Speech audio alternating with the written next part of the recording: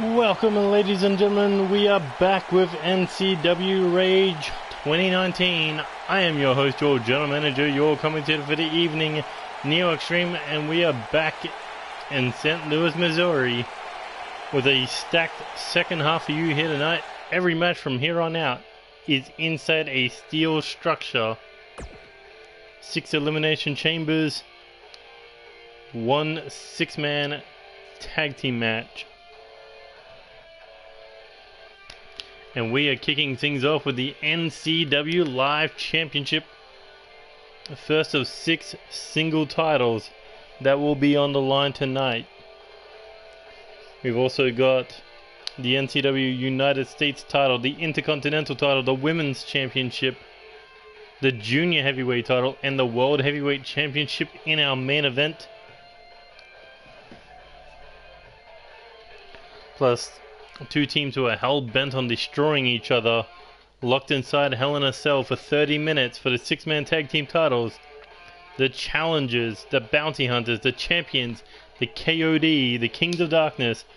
Who will be walking out, if any can walk out at all, with the 6-man tag team titles?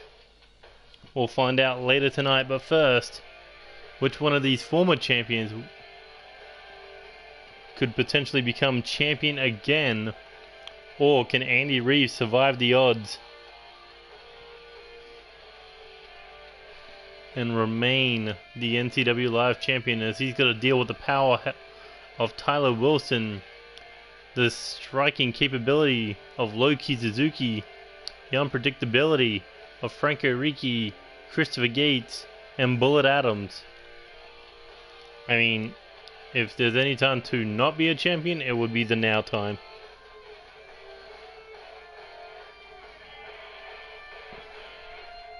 But this truly is a test for the champions going into each one of these chambers. Andy Reeves, Amber James, Corvo Jack, Alex Wolf, Brendan Steele,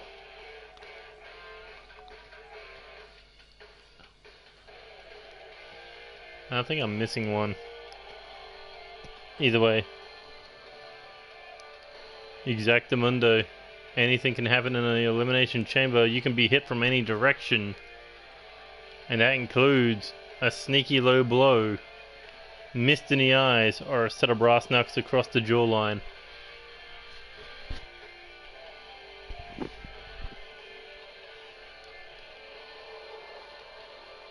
I'm assuming you were trying an X3, but that didn't go well. Here we go, third elimination chamber of the night.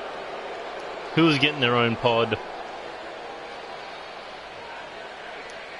Looks like Bullet Adams is going to be stepping into the elimination chamber first, making his way into a pod first.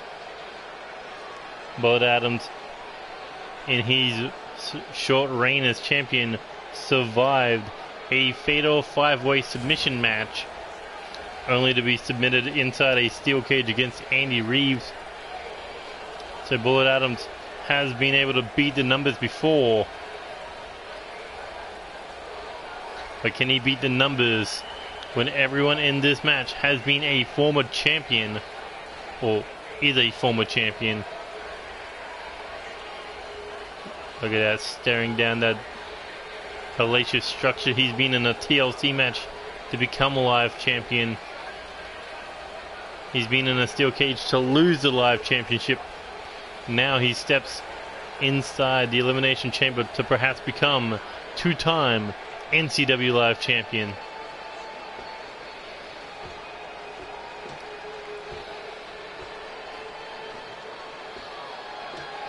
Well, you've got good luck today because you're the first one in a pod. And coming in at number 2 is the 2-time NCW Live Champion Christopher Gates. Shares the record with one other man, James Falcon. But Christopher Gates looking to become 3-time NCW Live Champion. And all he's got to do is survive the Elimination Chamber, and he will hold the record Winning the title is one thing, defending it is another. And Christopher Gates has not had good luck with his reigns. One title defense each. Maybe the third time will be the reign that he can show what he is made of. As he steps inside the Elimination Chamber for the first time in NCW, will he be able to walk out of the Elimination Chamber the 3-time, first ever live champion? Ever since Christopher Gates had arrived in NCW, he's been chasing down that live title.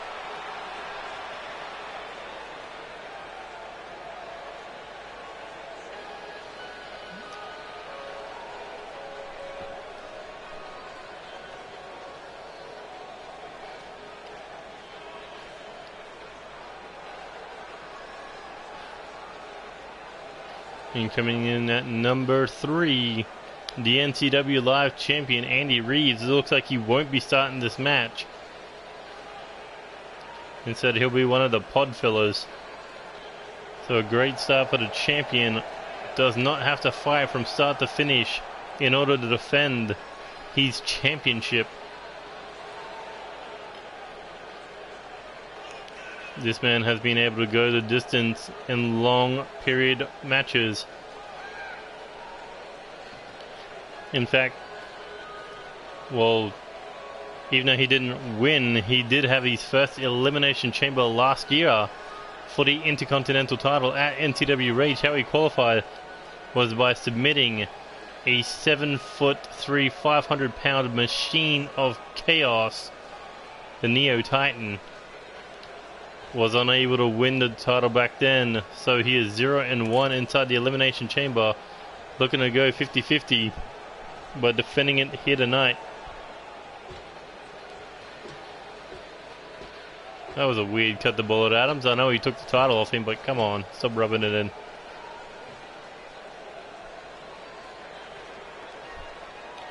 And here comes the Dragon of Japan, Low-Ki Zuki, the man who ended the reign of Christopher Gates for the second time. World Elite so far 0-1 tonight, but they could win 3 championships tonight. And that could all start with the NCW Live Championship if the Dragon of Japan can do what he does best. Knock out or tap out all those who stand in his way of becoming a 2-time NCW Live Champion.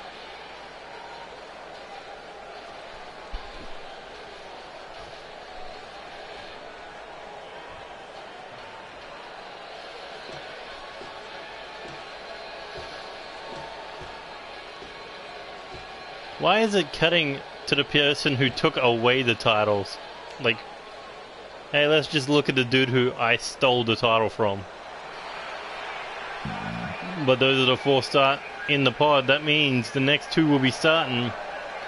And that means the judge, the jury, the executioner, Tyler Wilson, will be kicking this off at NCW Meltdown? Yeah, NCW Meltdown. He walked into the match as the champion into an 8-pack challenge. Did not go the distance, could not survive.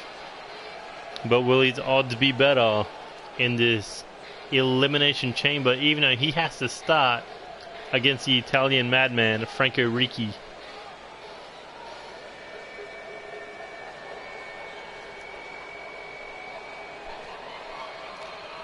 Look at this big man. He is definitely going to be the power of the Elimination Chamber.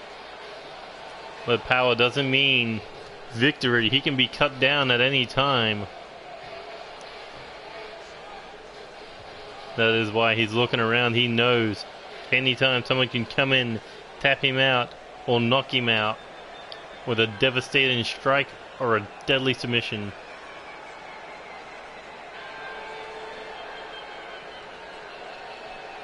But the Italian madman has to go the distance. No Ivor Badri, no Sinestrid in his corner, because there is no corner.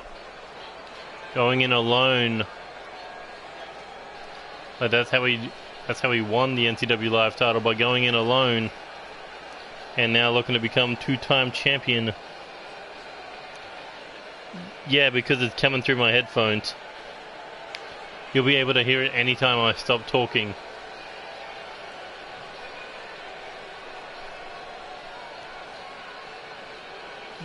Yeah, and not to mention they made him look like a dominating fucking heel by destroying a cruiserweight. I mean, I don't know why they released him. I reckon Sanity would have been dominant with 5 people. But you know, who has a 5-man faction, right? Not Chaos, not Bullet Club, not fucking, you know, Suzuki Gun, not LIJ. Oh wait, they all do. Except Bullet Club, they have like 10 fucking members. But here we go. Power versus speed. And seems like... Oh, the Dragon Screw may cut down that power.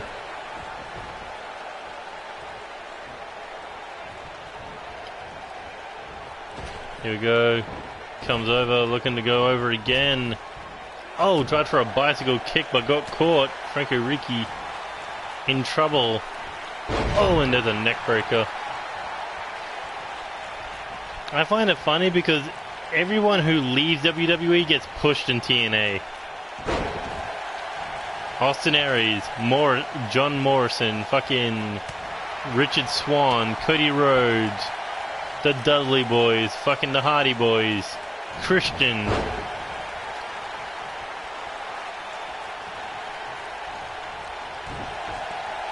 Alberto Del Rio, of all fucking people.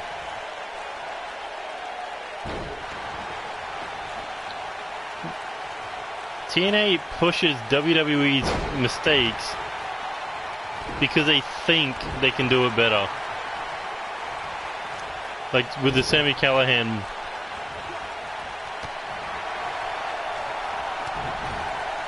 Yeah, I was just saying that.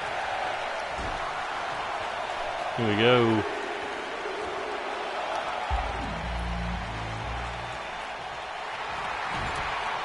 Ooh, solid knee right into the ribs of Tyler Wilson, and now Andy Reid's coming in as Tyler Wilson giving a hunt, and Andy Reid's going right after Franco Ricci as the judge coming in, well, standing there in the corner as Andy Reid's looking to pick apart the leg of Franco Ricci. That's the thing, they didn't even change his fucking gimmick in TNA. They're just like, yeah, we know who you are. Just go fucking destroy shit.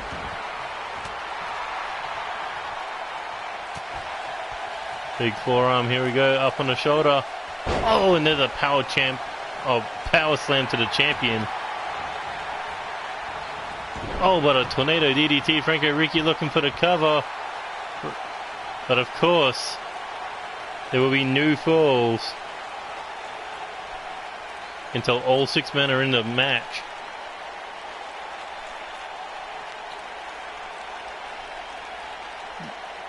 Alright, so nothing's going to be happening for another fucking 4 minutes or so. Because WWE 2K doesn't know how to fucking fix their games. Come on.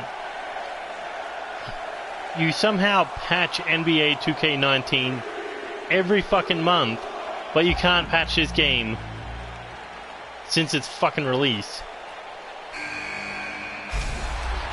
I believe it's War Games. Look at this conga line.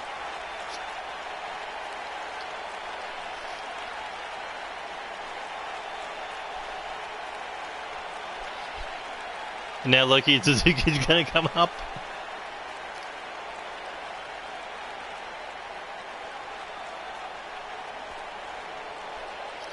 Okay, everyone wanted War Games, they got War Games.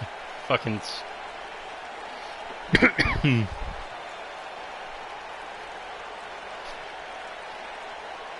I'm just waiting for you to snap him in the nuts with a low blow.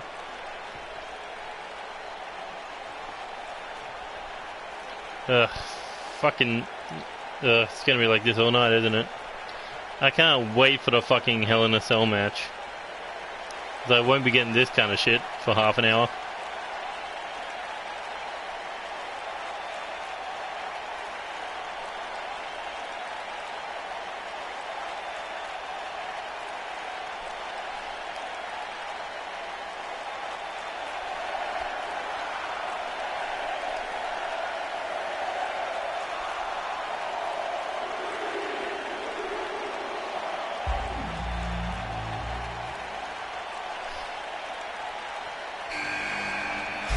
try it, and I guarantee you he'll lock you in a fucking knee bar.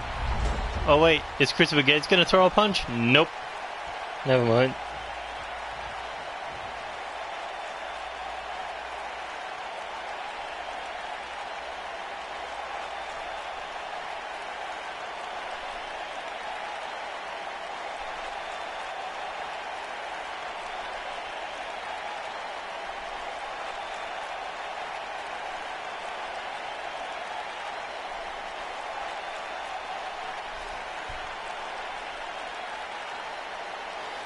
I mean, maybe this is the only idea fucking, you know, WWE could put in the War Games without actually putting in the double chamber match.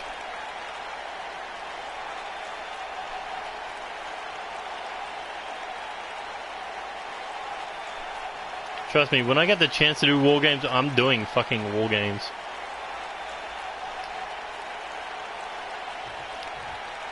Oh my god, Bullet Adams did something. What the fuck? Oh, they're the German suplex. Fuck waiting.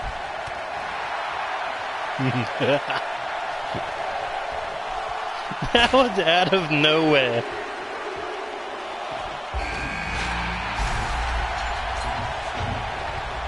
And here comes Loki Suzuki. Loki going after Andy Reeves.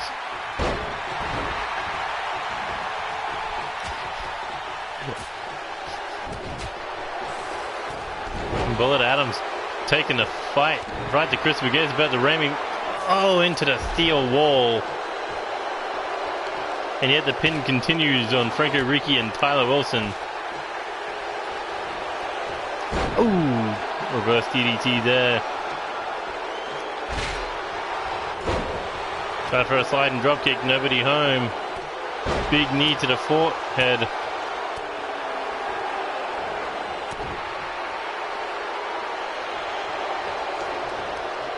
Ooh, and Loki taking a dive out of the ring, landing on the steel as Christopher Gates gets thrown back in. Oh, but look at the quickness of Christopher Gates. Leg sweep there by Bullet Adams. They're going to drop the elbow.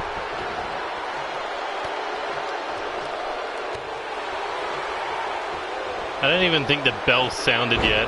Oh my god. Bullet Adams giving Christopher Gates no chance here.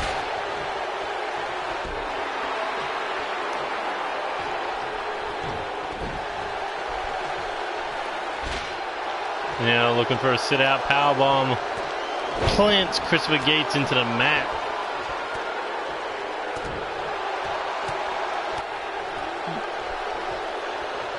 You do realize, like, Franco Ricci and Tyler Wilson's going to have the best chance to win this match. For the sheer fact neither one's taken damage. Oh hey, the bell sounded. Oh, are you fucking serious? He was waiting for all six to get in the ring?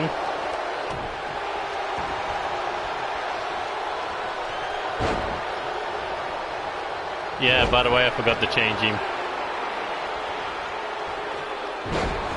There we go. Christopher Gates in a little bit of trouble here. Ooh. Able to fight out of it. Big kick there by the Reaper of Bullet Adams into the glass pod.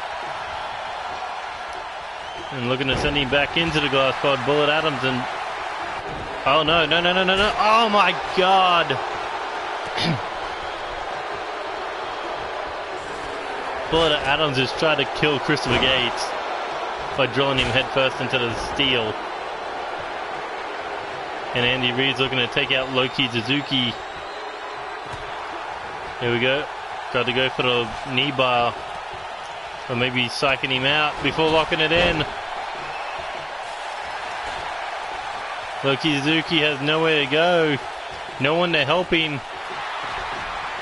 But Loki able to get out as Christopher Gates eats a neck breaker on the outside. Here we go. High knee. Lariat combination. Oh, as Franco Ricci gets smashed spine first into a steel wall. Don't call it a botch, he baits. Wait a minute. Oh, what a headbutt by Loki. And here we go. Christopher Gates getting Bullet Adams back into the ring. Oh, and what a roundhouse. Andy Reese could be done for. 1, 2, 3. A Japanese ref counts for a Japanese superstar. But holy shit, we're going to have a new live champion. The champion, first man gone. Because it was that hard of a fucking kick, that's why. But Bullet Adams still going after Christopher Gates. Franco Ricci still going after Tyler Wilson. Ooh, and the Italian Madman able to escape him. The fans they are booing that ref. Like, this is a really loud fucking crowd. The referee has been bought out by World Elite. And Bullet Adams getting his head smashed into that pot over and over again. Uh-oh. Oh, Christopher Gates may have saved him.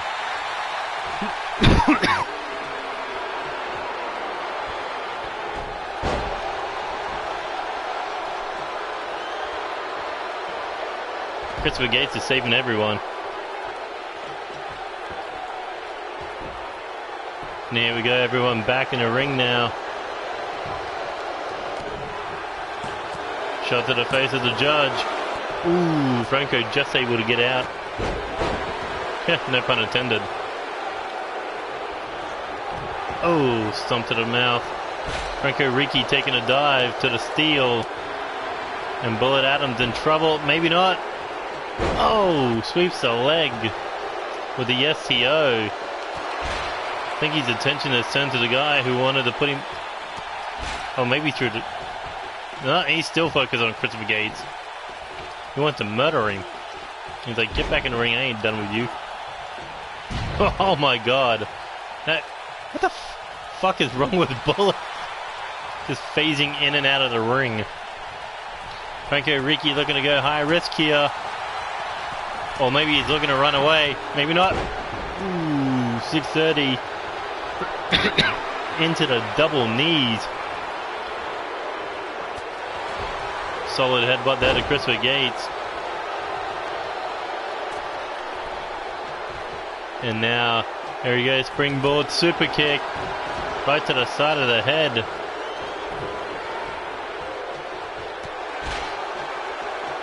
There we go, Irish whip into the corner, bad place to be. And Tornado DDT by Franco Ricci, but Christopher Gates looking to jack the jaw on the way up. Oh, double palms, double knees, busted him open. Loki now, what is he thinking? Oh, here we go. The broken gate. Right across the forehead of Franco Ricci. Christopher Gates looking for the cover. Can he get the elimination? 1, 2. Ooh, able to get the shoulder up. As that blood continuing to get worse in the forehead of Christopher Gates. And a shot to the back of the neck by Bullet Adams to Loki. Stop there. Bullet Adams about to be sweeped. And now into the single leg Boston Crab. Is Bullet Adams going to tap? No. Able to kick off the Dragon of Japan. Wait, he just spat blood, but he's not bleeding. Has Bullet Adams been licking people? But he's been blowing people. Now Bullet Adams going after Franco Ricci. Irish whip into the corner. Here he goes. What is he thinking here? Uh-oh. This is not good for the Italian Madman. Oh my god, could you imagine a coast to coast from the top of the pod?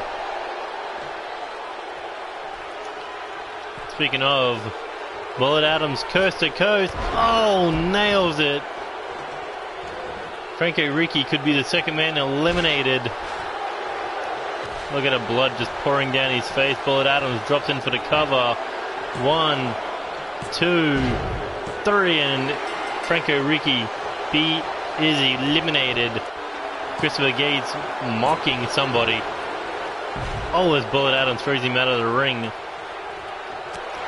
Tyler Wilson, Loki Suzuki continuing to fight in the ring.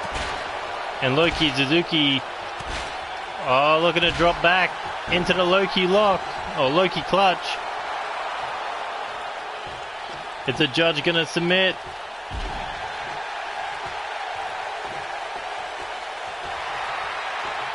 No, too much power, able to break out of it.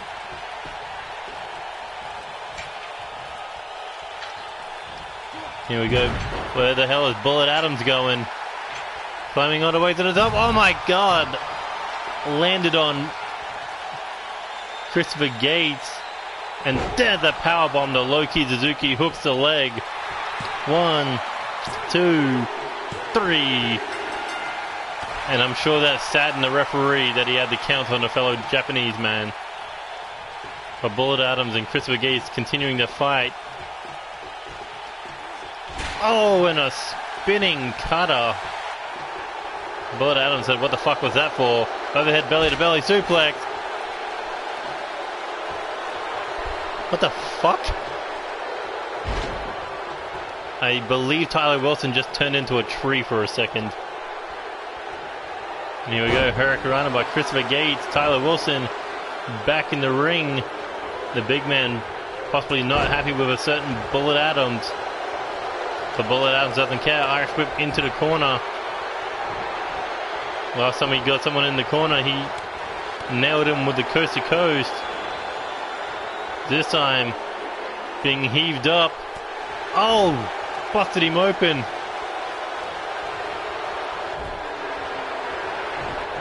Oh, and Christopher Gates there behind him. Chop. Oh, one to the forehead, continuing to throw hands. As the two busted open men going toe to toe with each other. But Christopher Gates. Oh, look at that. Shot the bullet at Bullet Adams. Oh, and looking for the gate lock. Can he tap out Bullet Adams en route to becoming three-time live champion? Bullet Adams is hanging on. Maybe by a threat. I think he may have passed out. And Tyler Wilson, I should say, looking to take control here with a power game, destroying two smaller men.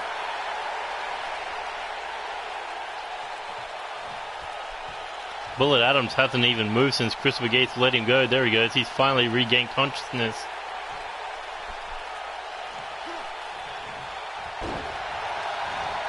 Here he goes. Ducks under shot. Followed up with a clothesline. But the big man not staying down for long. Massive forearm. What Elimination Chamber isn't fucking glitchy, I swear. Hooks ahead. Tyler Wilson now scoops him up. Power slam. Or scoop slam. Oh, not good. But a Reaper. Oh, maybe not. Able to counter the powerbomb. 1, 2. Ooh, nearly got the pin on the big man. Bullet Adams gloating. Took a clothesline to the back of the head. And he went back to sleep. Tyler Wilson now. Snapmare followed up with the elbow to the back of the head. Is that enough to concuss him? 1, 2. No. And Bullet Adams greets him with a kick. But got caught by Tyler Wilson, dropped on his head. As Tyler Wilson sees a threat, he wants Christopher Gates out of the match. And I don't blame him because he can tap him out at any time. As Bullet Adams STO goes for the cover. But not enough to take him out. Thought it could have been a 3 count. But look at this. Power by Bullet Adams. Picks him up. Oh, and plants him. Oh, and a sit-out spine buster to Christopher Gates. But a cheap kick there to the side of the head and Bullet Adams back to his feet. Christopher Gates looking to put Tyler Wilson down. But here we go, Irish whip into the corner. Tyler Wilson out on his feet, Bullet Adams scooping him up. Christopher Gates shoves him away, kick to the knee. Oh, the Gates shot hooks the leg. 1, 2. Oh, just gets the shoulder up. As Tyler Wilson planted Christopher Gates. That could have been a lost gasp. No.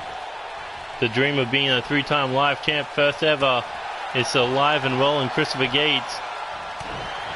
But Tyler Wilson sees a weakness in the little man. Nails the clothesline. Bullet Adams overhead belly to belly suplex. But who's he go after? Oh, look at this. This is how he retained the live championship. Looking to tap him out, but no. Too much power. Tyler Wilson able to break free.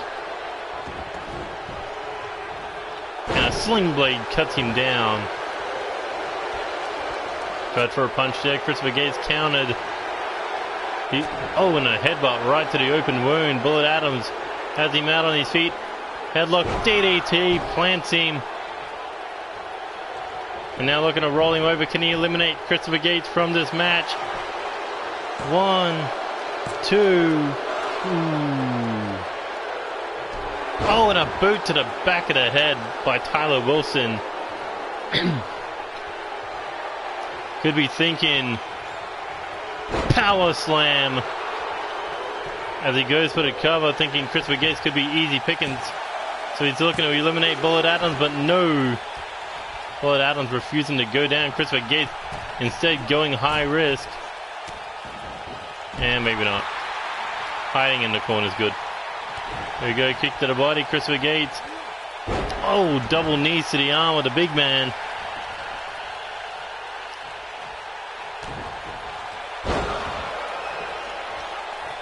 Looking for the gate lock. Or lock the gate. Is Tyler Wilson finally going to submit? Look at that, squeezing all that blood out of that open wound, but doesn't go down, or refuses to tap out at least. As Bullet Adams dumps Christopher Gates on the outside, right on the support beams, and now heading top rope. What is Bullet Adams thinking here? Oh, drops a fist into the Steele. Bullet Adams could have taken himself out there, but no.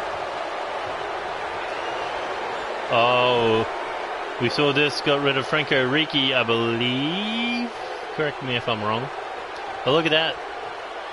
Christopher Gates just told Bullet Adams, stay out of my way. I'm taking the big man out. And I'm going to do it with coast to coast. And that could be it. Ah, Bullet Adams does not like being told what to do. And he may come back to haunt him. As Christopher Gates goes in for the cover. 1, 2, 3. Ooh. Bullet Adams wasted too much time attacking Christopher Gates. That Gates was not able to get the pinfall. But a German suplex put him on his ass. And now a back suplex puts down Christopher Gates. As Tyler Wilson is not in a good mood. As being nailed with that coast to coast. And it looks like Bullet Adams going to get the worst of it. The Judgment Hammer. And that could be it. Hooks the leg. 1, 2, 3. I don't know why Bullet saved him. And around the throat. Here he goes. Christopher Gates in trouble.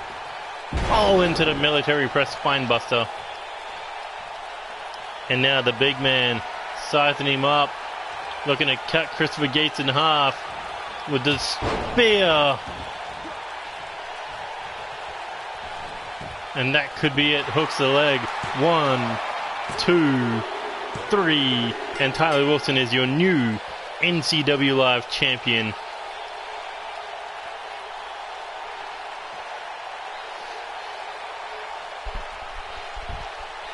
I think Christopher Gates and Bullet Adams, they had something against each other this entire match.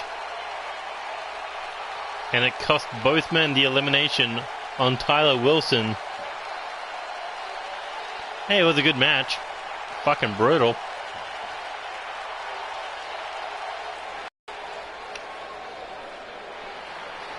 But there is your two-time NCW Live champion.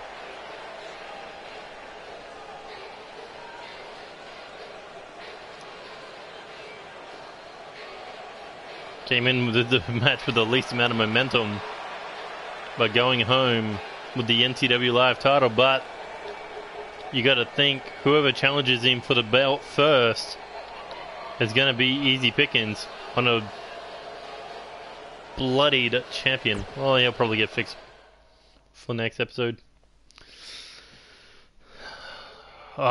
Here we go. The NCW United States title.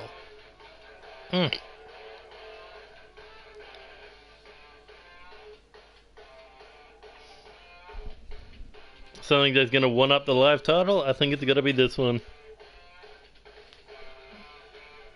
Not for nothing, but I think this could be the match of the night. Even if with the referee's fuck-ups.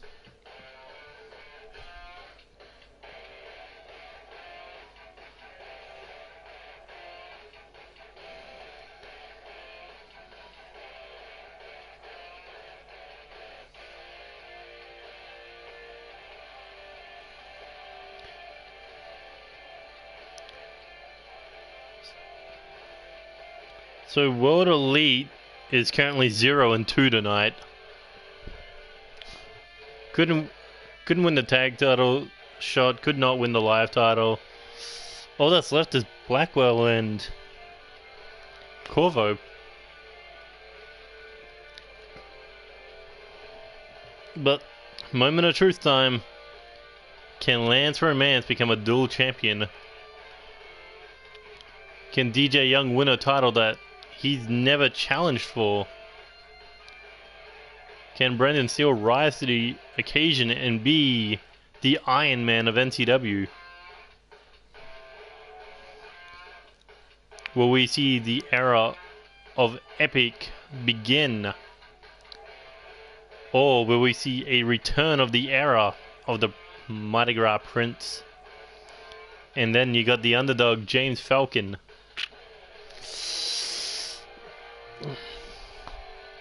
This and the Intercontinental title was more built than the fucking world title.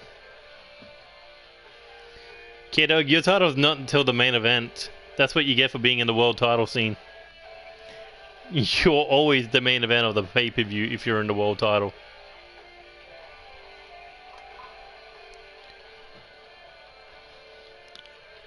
Sure. I guess we can break down the show and talk about it a little bit.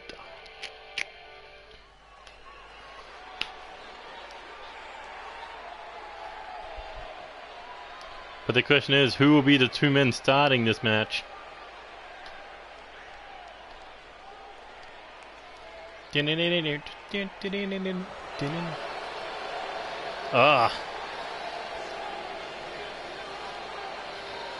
Looks like one half of the World Tag Team Champions is going to be stepping into one of the pods.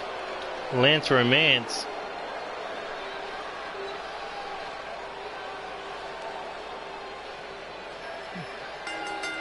Knows that there's got to be more room around his waist for another championship.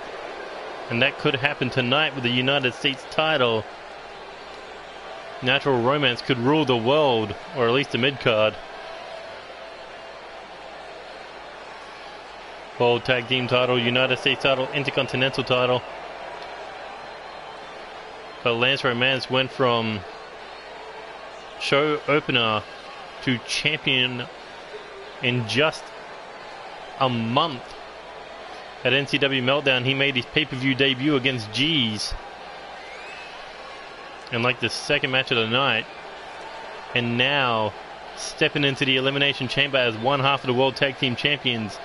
And looking to become the 7th ever dual champion. Wait, what the fuck? He's walking out with 2 titles. What the fuck just happened?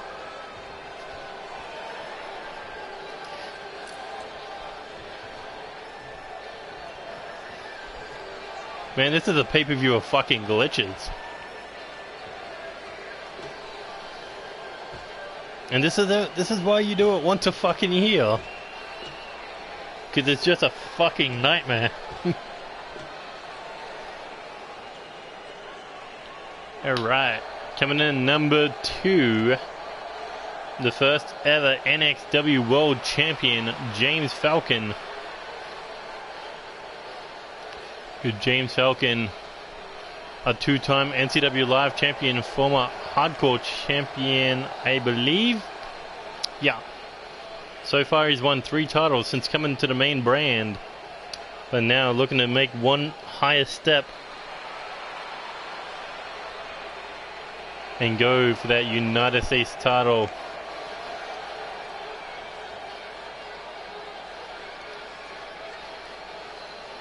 He's coming in as the underdog, so to speak, but I think he's got the most momentum out of almost everyone in this chamber.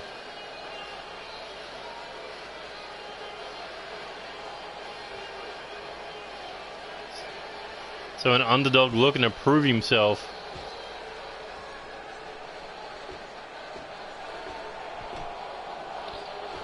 I mean, he definitely is the dark horse of this match.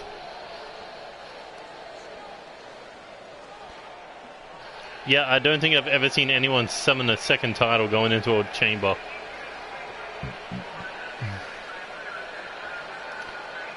Ah, the Intercontinental Champion showing support for his tag partner.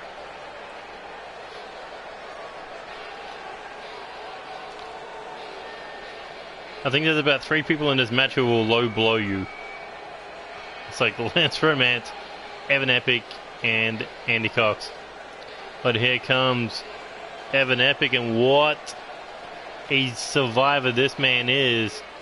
Former NXW Internet Champion, former NXW Tag Team Champion, first ever NXW Dual Champion, before making his main roster debut, defeating James Falcon to become NCW Live Champion.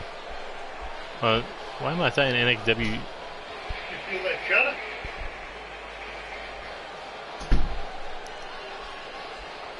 Either way, this man at NCW Overload stole the NCW Live Championship from a newly crowned 2-time champion, James Falcon.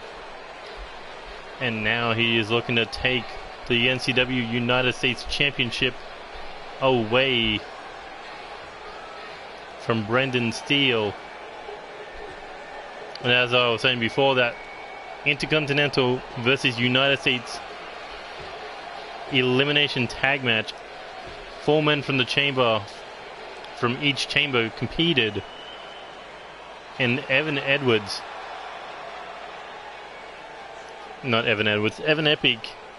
pinned. This will be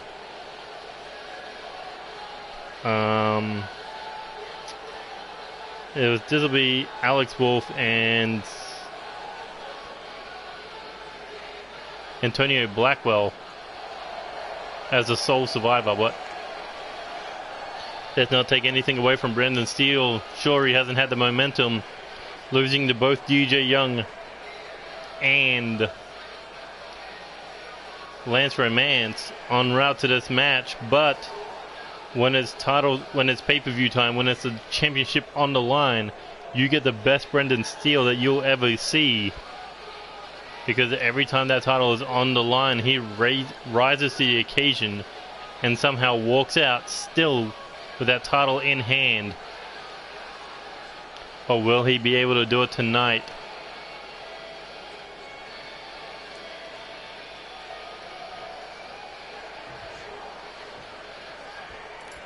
And that's what it's all about tonight. Brendan Steele getting lucky to step into the pod.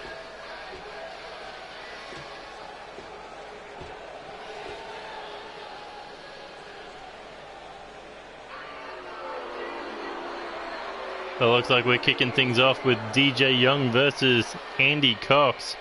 An old rivalry renewed.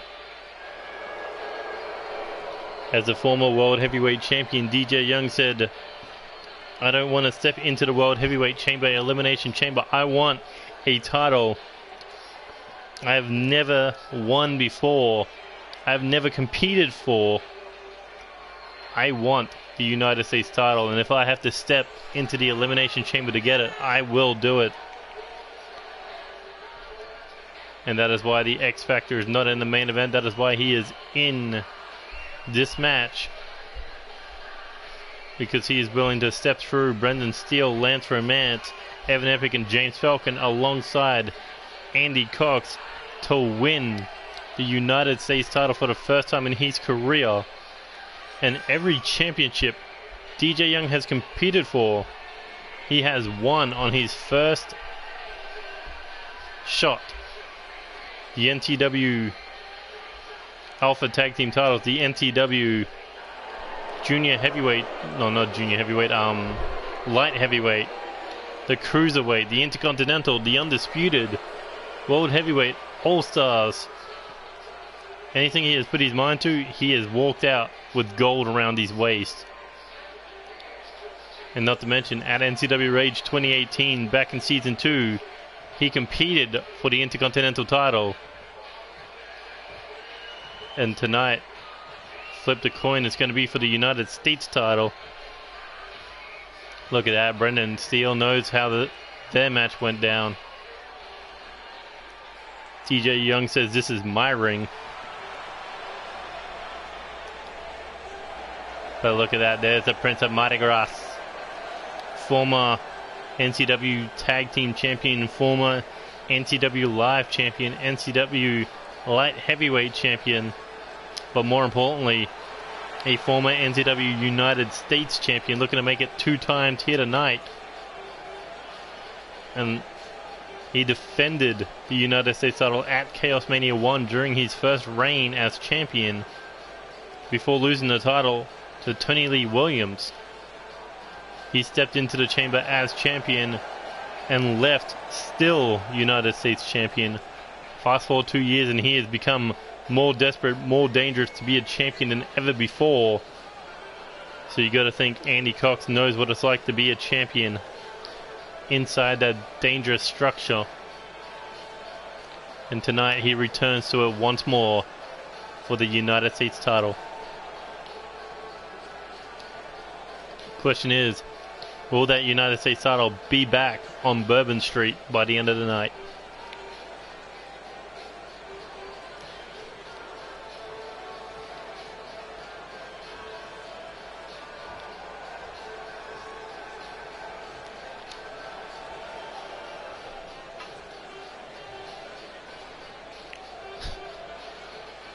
Brendan Steele doesn't want to make eye contact with anyone. DJ Young, I get, because he beat him. Andy Cox, probably for a different reason. Oh, and Andy Cox is, over the 3 years of DJ Young's career, has been a thorn in his side. Back in Season 1, Andy Cox beat him in the first round of the All-Stars tournament, back when it was single elimination. Or second round, I should say. As DJ Young looking for a quick pin attempt, but now we're going to be stuck like this for the next fucking 7 minutes.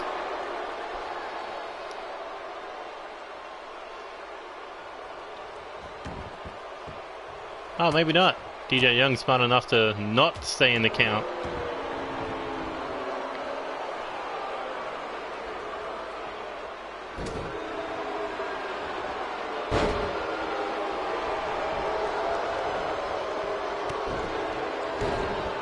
What's the reason? Because Andy Cox will kick you in the ass and punch you in the nuts, and then drop you on the head with a Mardi Gras kiss. That's why DJ Young doesn't like him. DJ Young's been kicked in the ass too many times.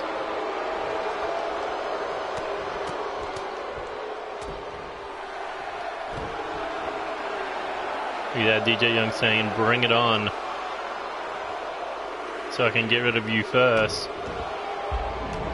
And now who's coming in at number 2? Here comes James Falcon.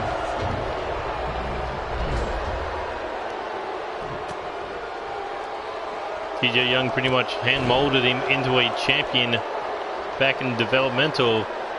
But now that James Falcon stands against him, DJ Young's going to make an example out of him. Ooh, solid kick to the body there. DJ Young saying, what the hell was that for? As Andy Cox took a bullet for him. And, oh, James Falcon nailed the DDT. And here we go. James Falcon looking to get rid of Andy Cox. Off the rebound. Ooh, tried for a dropkick but missed the target. And, oh, tried for a double dropkick there, but A1 just connected, the other completely missed.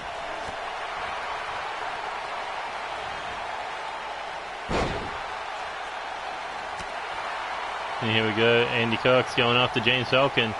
I think he has a thing for DJ Young. There we go.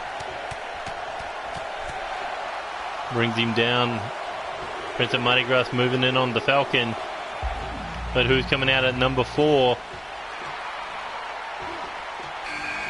Looks like it's going to be the Prince of Epic. And looks like he and James Falcon looking to continue their rivalry over the last 2 months.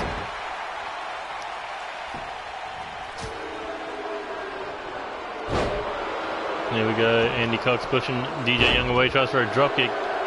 Nobody home, forearm to the face. And Evan Epic's trying to take out James Falcon from this match. However, we still got 2 more people to go inside the chamber before it officially begins. Honestly, for some weird reason, I feel this is how the Elimination Chamber should work. It's like you shouldn't get an elimination until all 6 are in the match. Ooh, Andy Cox rolling out of the ring. As DJ Young looking to break down the knee of the mighty.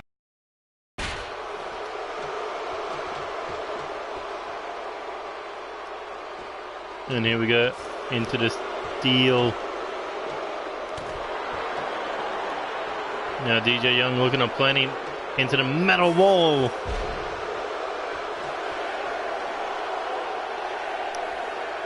Here we go, Sling Blade on the Steele. Jesus Christ, he really doesn't like Andy Cox. And now pump kick to the jawline.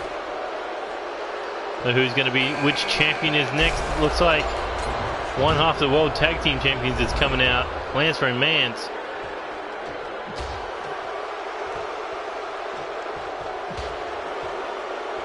And he's just staring at Evan Epic and James Falcon. But DJ Young just constantly ramming the head of Andy Cox. Oh, until Andy Cox turns it around. But DJ Young, oh my God. Basically saying, don't touch me. And once again, slamming him into the post or the... Oh, there we go, back into the ring now.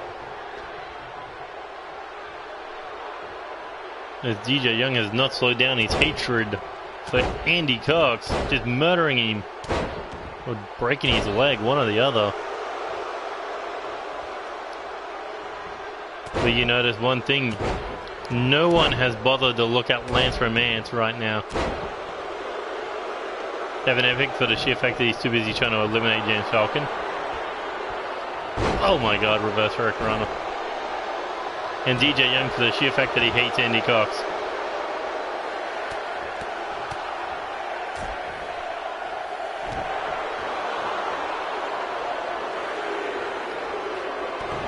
DJ Young looking for the straight jacket backstabber. And here comes Brendan Ace. Match begins. And look at that, the United States champion going after the big, perhaps one of the biggest threats of the match. And Lance Romance looking to pick up where DJ Young left off on Andy Cox. Okay, that sounded wrong.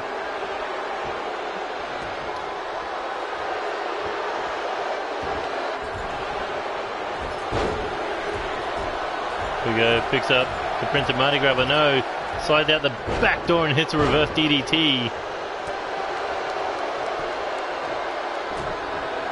Andy Cox has him up. Uh-oh, powerbomb. Oh! And Lance Romance getting thrown out of the ring. Tiger feint kick from Brendan Steele. And James Falcon nailing the drop kick. Oh, and an enziguri right to the head of the X Factor. But look at the US champion surviving right now.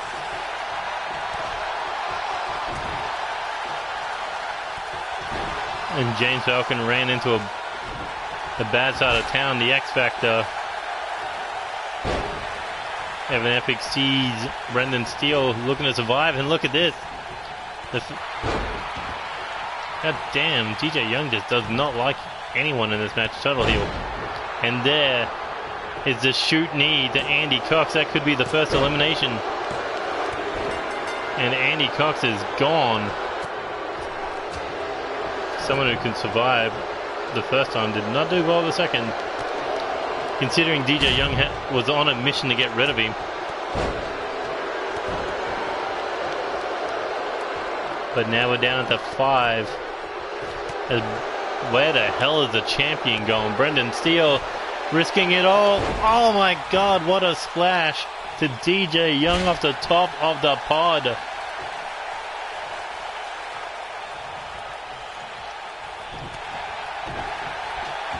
And now Lance Romance looking to pick the bones of the champion, dumped him out of the ring. What a risky move by Brendan Steele. But that's what the United States title means to him, that he's willing to put it all on the line, but James Falcon busted open off a shoot knee. 1, 2. Ooh, just got the shoulder up.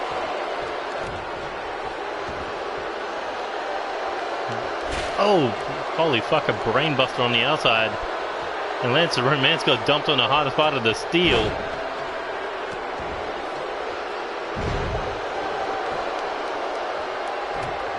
European uppercut to DJ Young. James Falcon nailed the kick on Evan Epic.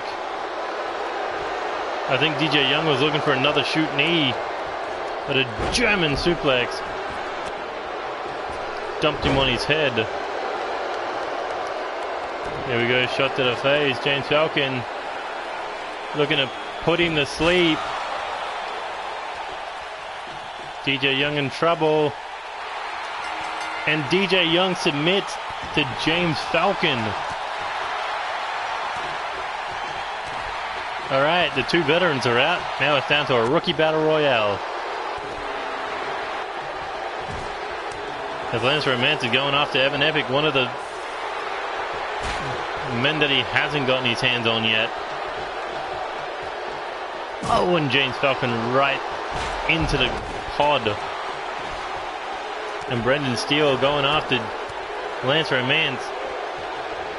Could be looking for a little bit of redemption after being pinned on episode 30. I think it was 30 or 31. 31. And here we go, scoops him up. And, oh, hangs him out to dry. James Falcon looking for his second elimination. Here we go, kick to the body. Brendan Steele looking for a cover, but there is the Falcon spiral on Evan Epic. Can he finally get one up on his longtime rival? No. Here we go, Brendan Steele trying to pick up Lance Romance there, but no luck. Big man too strong. Oh, and there's a low blow, but also an epic knee strike. And James Falcon has been once again beaten by Evan Epic. And now we're down to 3. Oh, as the United States champion getting dropped. Chopped to the chest. And now the powerhouse. Oh, putting down Evan Epic. As Brendan Steele crawling. Trying to crawl away, but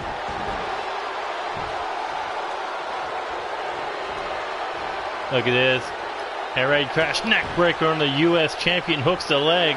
1, 2, 3, and we're going to have a new champion. But will it be Evan Epic or will it be Lance Romance?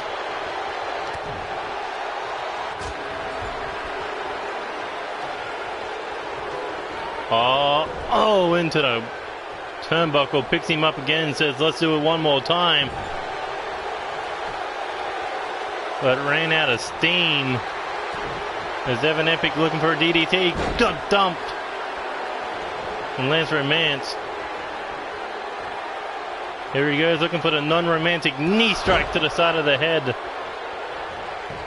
Are we going to see the 7th dual champion? 1, 2, 3, so close. But Lance Romance not done, not content, looking to put him down with the romantic implosion into the cover. 1, 2, 3, no! Again, Evan Epic kicks out. But what does Lance Romance have to do to put him away?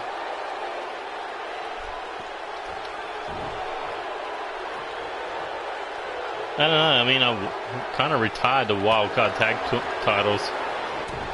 Here we go, Evan Epic looking for an Irish whip off the ropes.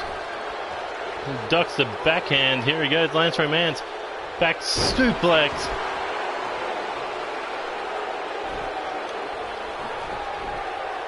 Lance Romance hell bent on becoming United States champion.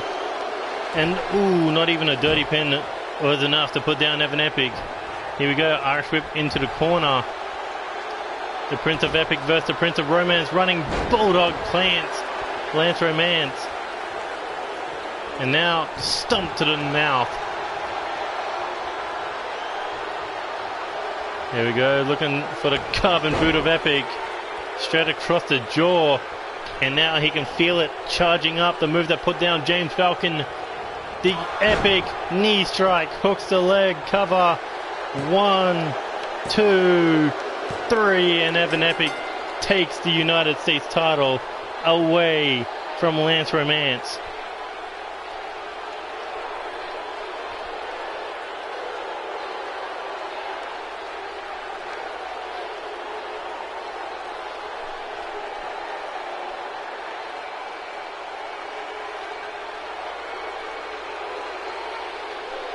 There will be no 7th dual champion tonight. But we do begin the reign of Epic. What a performance out of these 6 men. But in the end, that is what it's all worth for. Surviving that knee strike to the side of the head, surviving the love implosion, surviving every dirty tactic Lance Romance had. But there is your new NCW United States champion.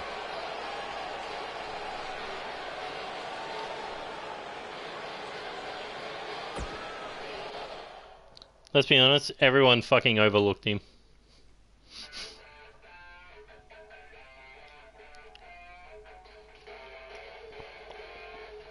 Two chambers, 2 new champions. Are we going to see a third?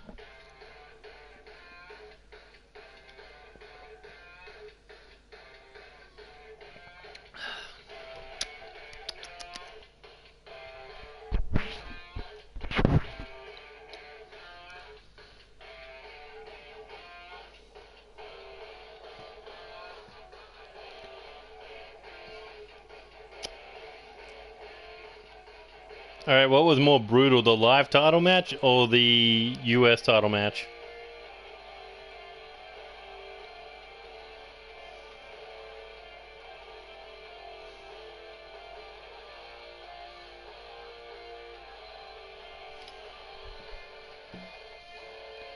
Yeah, I reckon so. The live title was pretty fucking brutal.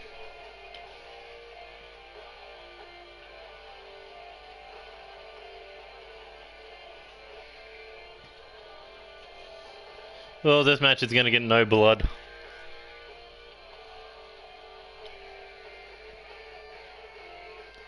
But who's your money on in this one?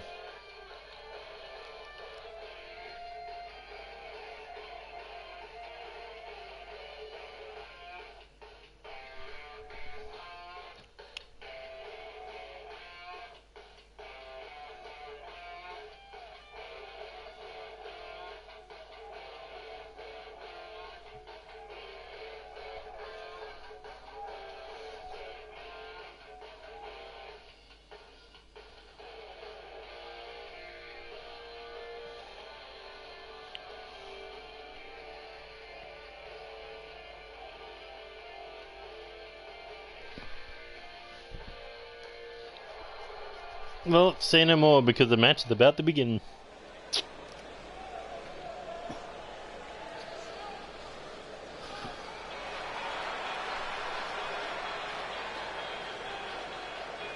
And here comes three-time women's champion Casey Winters. Put on one hell of a qualifying match against Iva Battery, so you know she can go to distance with monsters like Selena Sokolov. But not to mention she's also got a former rival in this match, the woman who took away her women's championship, Amber James. Casey Winters was not in NCW last year. She has never entered the Elimination Chamber before, as she is soaking it all in.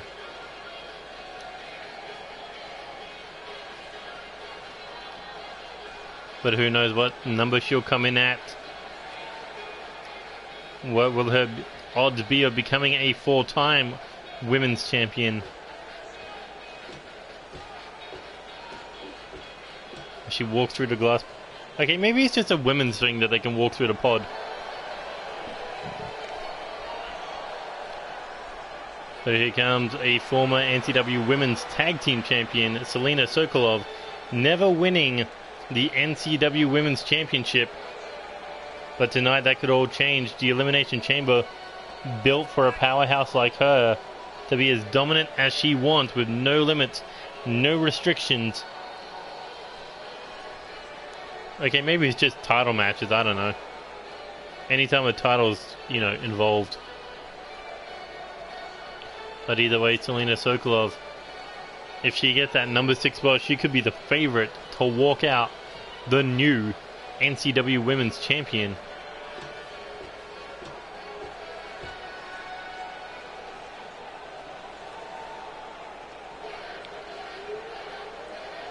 And here comes a former Women's Champion, Lauren Young. She's competed at 3 straight pay-per-views for the NCW Women's Championship. First, a triple threat match at NCW Overload, where Lauren Young tried to, Amber James tried to break her neck. And then at NCW Meltdown, she challenged for revenge and the title against a 4-time champion Amber James. However, luck not on her side then. Will it be on her side tonight?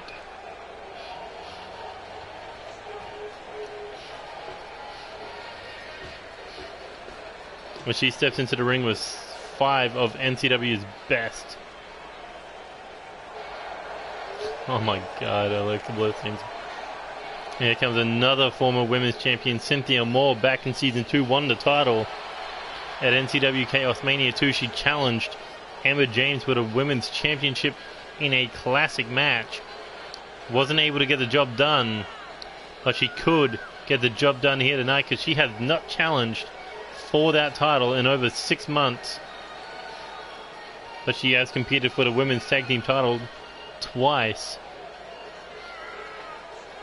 So no short on big time matches as Cynthia Moore enters the Elimination Chamber for the 2nd time in her career. Last time she was unsuccessful in capturing the women's title. Will it be different this year? We'll have to find out.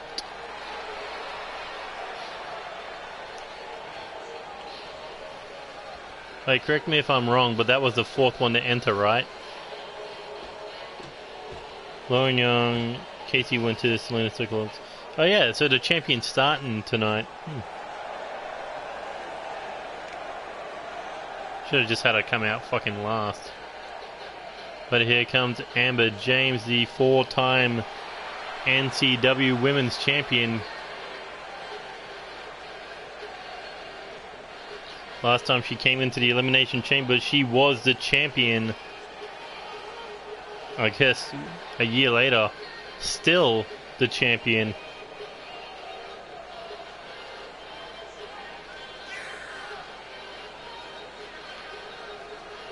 But last year did not go well for her.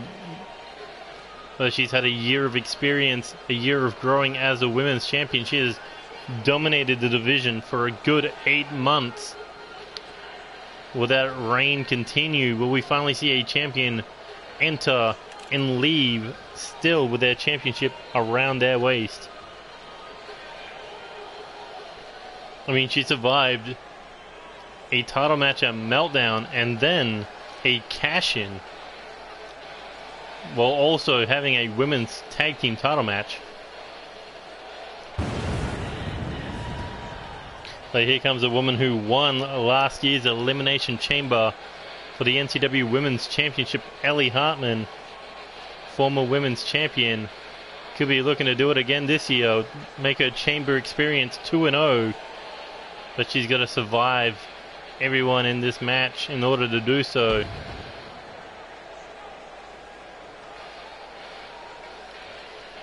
But you got to think her mind's also on her boyfriend's well-being later tonight. 7-layer of hell match for Joey Hartman against the KOD. So, you know, both of them looking to come out of these matches champions. And here we go, these two former rivals. With Ellie Hartman. Oh, he hits a kick to the thigh. Here we go. Oh, hair whip right into the bottom turnbuckle. Ellie Hartman looking to fire back with a Hurricanrana. And let's not forget, one half of the women's tag team champion, Catherine Williamson, will be waiting for the winner at NCW Storm. And now looking to Irish whip into the ropes, bouncing off, ducks under, float, ooh, back elbow, spinning roundhouse. Ellie Hartman thinking for, what the, oh my god, what the fuck was that? Twisted around into a cutter neck breaker. But Amber James now, Irish whip into the corner, back elbow, and not done there, grabs the legs. Ellie Hartman trying to hang on, but oh, that didn't go according to plan for her.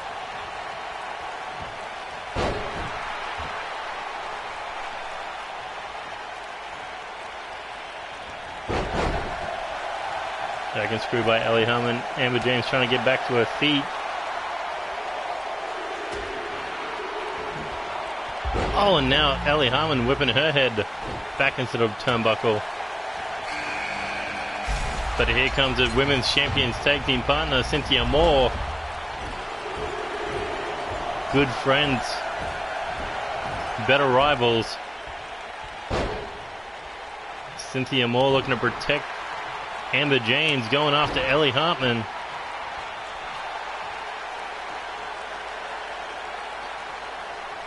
And smart move, keep her shoulders to the mat. It's like, you can't fight us.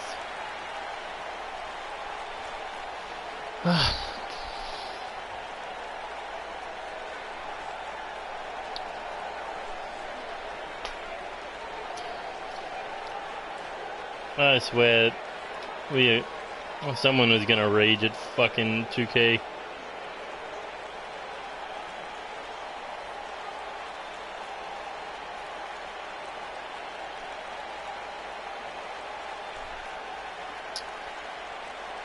Well, it's good for the sheer fact that, you know, you can get everyone in the match at the same time. That's the only thing I like about this situation. Bad situation is that they don't realize that the pin's not going to happen.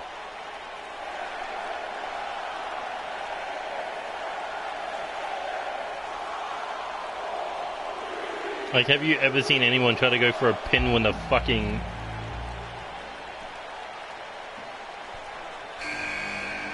Maybe it is. Who knows?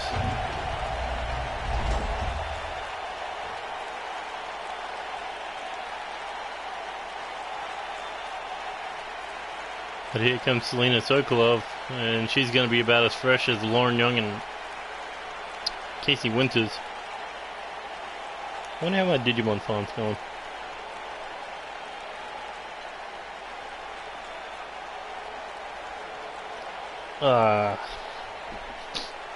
Well, tough break. Lance Romance didn't win the US title.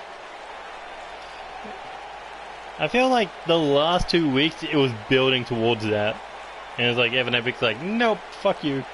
WWE swerve.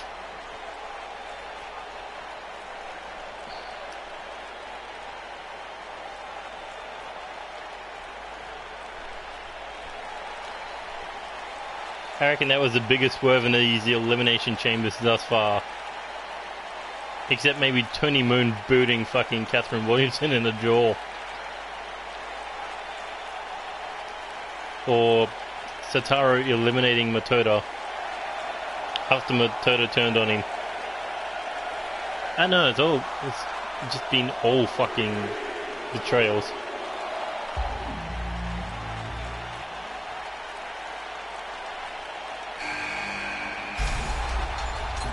I still want to see Bullet Adams versus Christopher Gates one-on-one.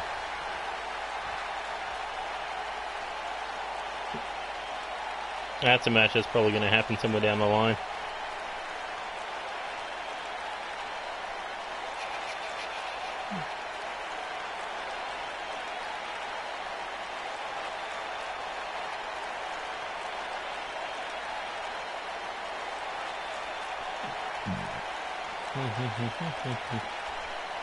But Casey Winters not holding back on Amber James.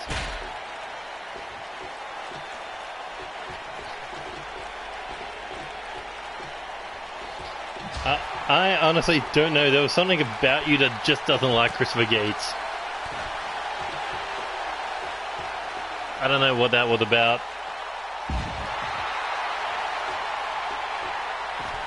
Maybe you were the first one to realize, hey, this guy's trying to become a 3-time live champion, better stop him. What I don't understand is why the fuck Tyler Wilson went after you after you protected him.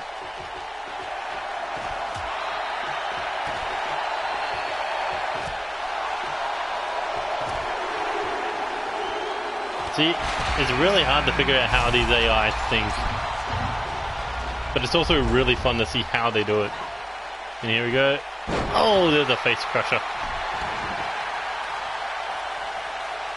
Come on, get in the ring, Casey. There we go.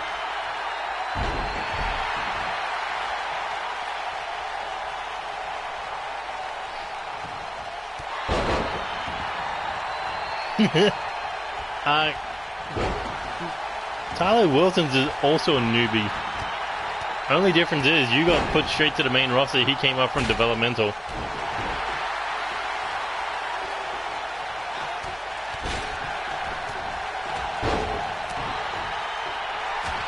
But hey, now you can go focus on better things like, I don't know, have an epic.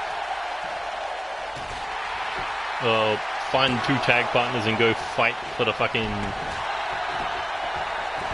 I don't know. Fight for the fucking Sickman tag titles. I mean, you're not supposed to hang around that live title for really long. It's just like, here's a welcoming gift, see what you're made of, go fight or whatever, kill each other. See how you look like as a champion.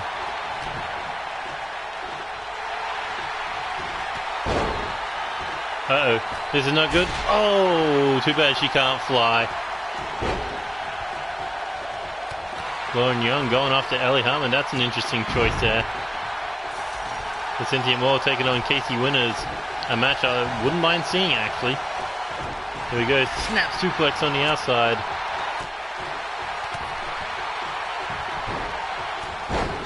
A huge tackle to the women's champion by Selena Sokolov. Ellie Hartman has her up on the shoulders. Looking to put her down. Oh, doesn't hook the legs. Okay, doesn't go for the pin. But Ellie Hartman has the women's champion. Oh, and plants a knee upside the head, looking to take out the champion first. 2. Holy fuck. Made it her mission to take out Amber James and still trying to take her out. I think Ellie Hartman's on a mission to take out everyone who's a threat, including her tag team partner. But head first into the pod. There we go, up on the shoulders, no counter, reverse DDT, head banging off the steel support beams.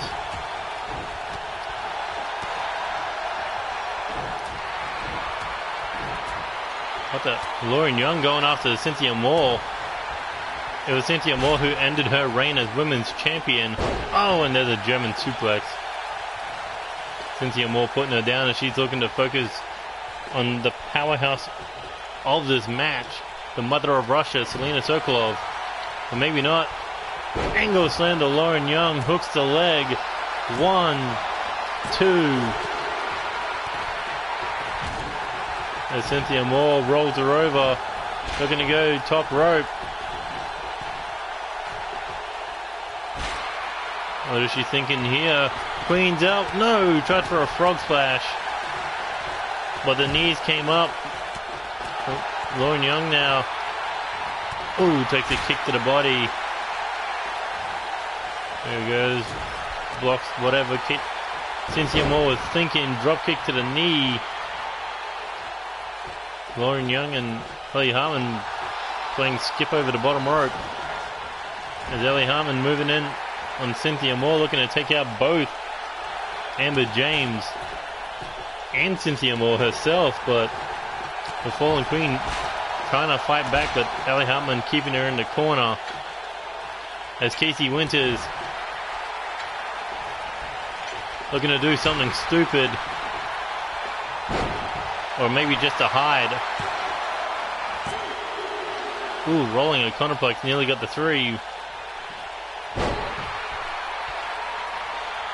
I think we know who Casey Winters' favorite Marvel hero is. Spider-Man, Spider-Man. Drops dead like a spider can.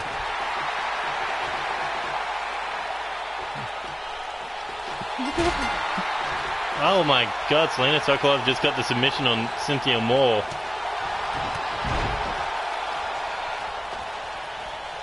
Jesus fucking Christ, she fell like a dying spider. Dying spider girl. Oh, Selena Sokolov with a reversal. No, that was Lauren Young, my bad. Like a Hurricanrana. Uh-oh. Looking to snap the arm of Casey Winters.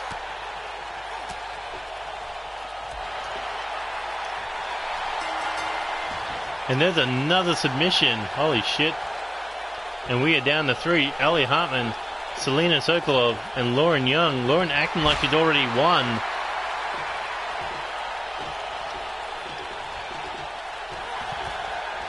As Ellie Hartman is trying to fight off the mother of Russia.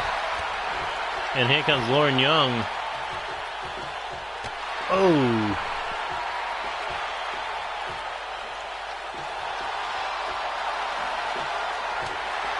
There we go, shots to the face.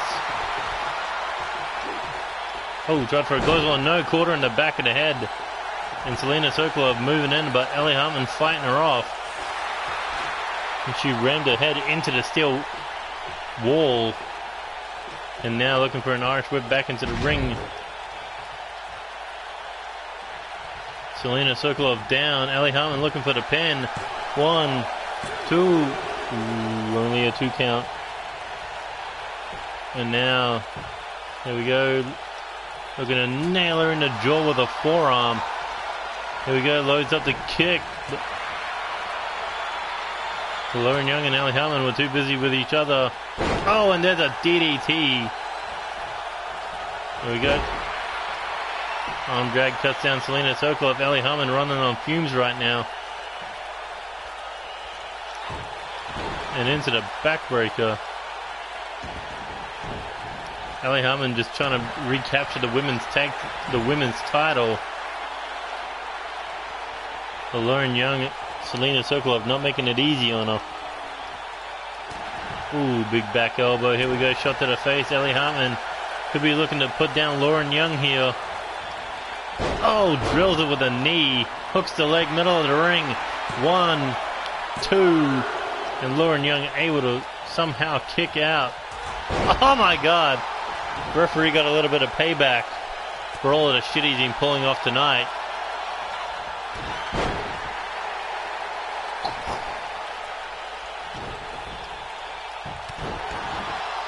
And here we go, Irish whip over through the ropes into the Steele. Referee finally gets nailed, but Lauren Young just nailed Ellie Hartman, possibly for that knee strike. And now looking hammerlock DDT on the outside. You deserved it. Fucking ref. Too bad he didn't sell it for a little bit longer. Ooh, but not enough to put away Selena Sokolov after being hammerlock DDT'd on the outside. Ellie now has her looking for a standing sliced bread, hooks both legs. Cover, 1, 2. Ooh, Lauren just able to kick out. And the Mother of Russia looking to put down Ellie Hartman. Oh, that could be a swinging Samoan drop. But Selena not done yet. This is the move that took out, I believe it was Cynthia Moore. Is he going to submit Ellie Hartman? The heart and soul of the women's division, will it be broken tonight? And yes, it does. Ellie Hartman taps. Middle of the ring. Oh, Selena Sokolov nails the lariat. Quick pin attempt. 1, 2. Ooh, Lauren Young able to kick out.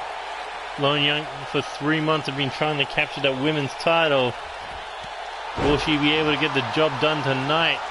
Or will it finally be the era of the Mother of Russia? So Lauren Young tries for a dropkick, nobody home. Here we go, squaring off.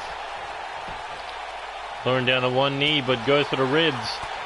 Those perfectly toned ribs and abs. Oh, here we go. DDT.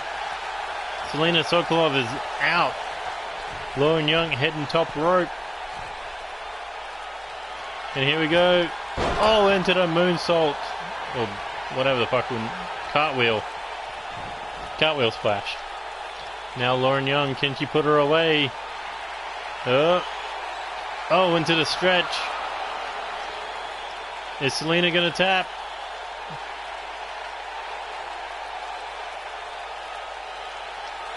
Both women hanging on, but that could have been it. Maybe not.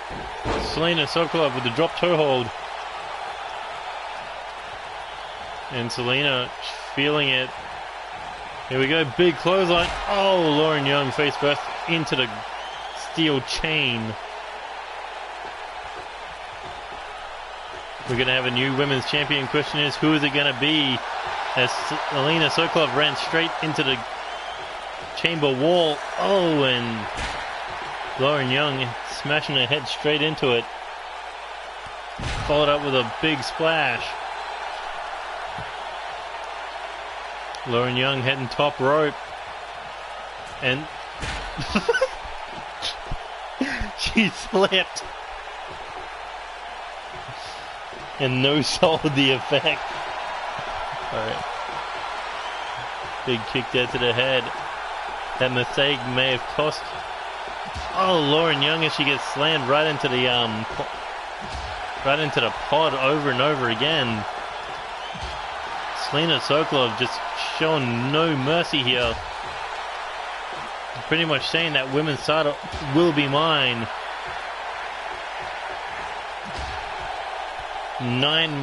Around 9 months of chasing it. And Selena is just letting out all her frustrations on the face of Lauren Young and the Elimination Chamber. Oh, but Lauren Young fires back here. Oh, only for a moment as she goes face first, shoulder first into the pod.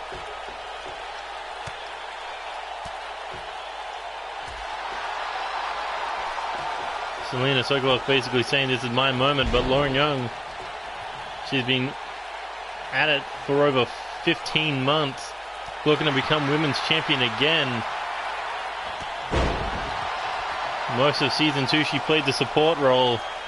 Now she's done supporting. She's ready to take the stage as a 2-time women's champion. Dragging Selena Sokolov middle of the ring, looking to rip the arm out of the socket so she'll finally stop punching her. There's Lauren Young looking for the cover. 1, 2. Ooh, and the Mother of Russia able to kick out. High pace, high fury, back and forth action between these two women. But Lauren Young may have just sealed her fate. Oh, maybe not. Maybe so. Because Selena Sokolov still quick enough to catch her. Drops her throat first on the rope. Is it enough to put her away? No. And Selena Sokolov is not happy that Lauren Young continues to fight. She tried to rip the arm out of the socket, much like Lauren tried to Selena Sokolov just moments ago. And here we go. Looking forearm to the jaw. Staggers a knee to the face. What a perfect setup. Lauren Young, if she hits this, it could be over. Looking to come off the top rope. Oh, right into the knees. Oh, Lauren takes that shot right in the face. Irish whip into the corner, back elbow. Kick to the knee. Oh, and a massive forearm.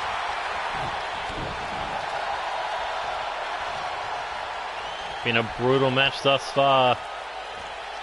And yet we still haven't had a decisive winner. It can still go either way as Lauren Young kicks out.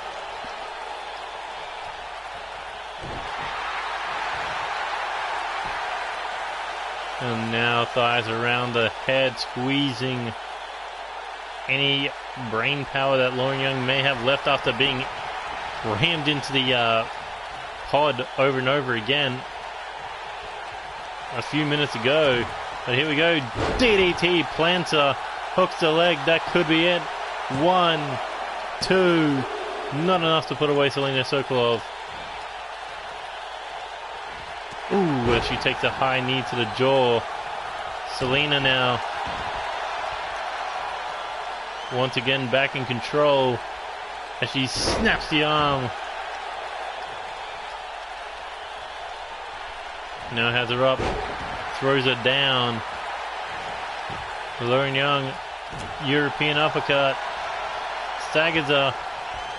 And here we go into the straight jacket neck breaker. Is that enough to keep her down? As Lauren Young sets her up middle of the ring, drops the 2 knees, back into the handspring. And that could be the beginning of the end. Are we going to see a new women's champion right here, right now, as she locks it in? The double L, the Lauren lock. And somehow Selena Sokolov survives. She has never been closer to the women's title than she has right now. Amber James, no pun intended, has been a thorn in her side, but now Amber James is gone. The only thing that stands between her and the top prize in the women's division is Lauren Young. And that may be put to rest right here, right now. There it is, the Russian Impact 1.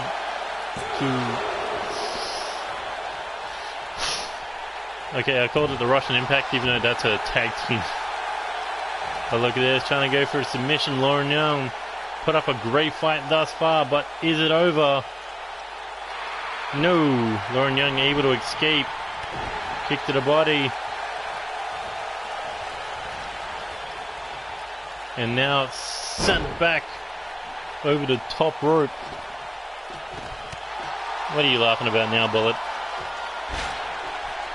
Head first into the Steele. Oh. And now the two struggling for dominance. But of course the stronger of the two getting the better. Tries for a stomp, nobody home. Lauren Young hooks her head, snaps the arm over the shoulder with a sit-out arm breaker. Oh, but baited her in. Here we go. Looking for the Uranagi slam. Hooks the leg, cover. 1, 2. And Lauren Young once again kicks out.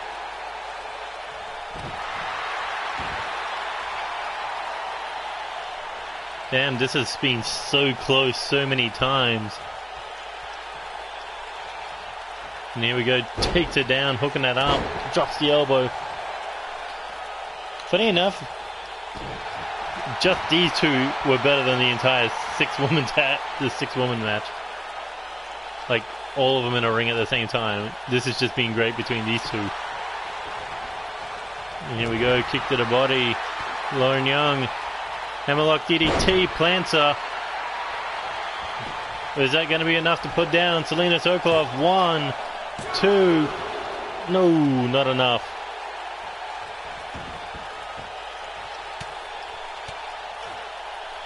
Oh, and 3 shots right to the forehead. If I was Catherine Williamson, I wouldn't want to fight either one of them at this point in time. They have been on the game, looking to become women's champion. And now Lauren Young, she's hit this twice already, but Selena Sokolov refuses to submit, and she refuses to get locked in it again as she works Lauren Young down to her knees, and now shoulder first into the mat. Oh no, this is bad for Lauren Young. Into the Dragon Slayer. Referee there to see if she's willing to submit. Will she tap out after all this effort? Lauren Young hanging on. And looks like she's able to just escape the Mother of Russia's deadly grip around the throat. Oh. And here we go. Irish whip. Sends her through the rope into the Steele. Okay, I did not expect this, but so far this has been the match of the night. And here we go, back over the top rope. Lauren Young moving in. And now what does she have to do to put her away as she gets kicked off? And a quick pin attempt out of desperation. 1, 2. And Lauren Young refuses to kick out. I mean, refuses to stay down. She won't stop kicking out. And here we go, looking reverse DDT. Well, that's what the women's title means between two women. One who's never held it and the other who hasn't held it in 15 to 18 months. Since like the start of season 2, she hasn't held that title. And now Lauren Young looking to go high risk, high reward. Oh, this time she hits it. And is that enough? 1, 2, no.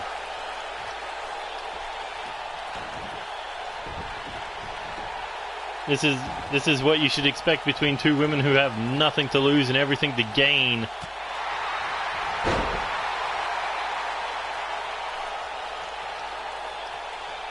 Now, Lauren Young. She's been looking for this for quite some time. Again, for the 3rd time. Can she tap her out with a double L? With a double L, give her the win, and yes, it does. Selena Sokolov finally taps out. And Lauren Young is the new NCW Women's Champion. After 3 months of dealing with #1 contender matches in Amber James, Lauren Young is the new NCW Women's Champion.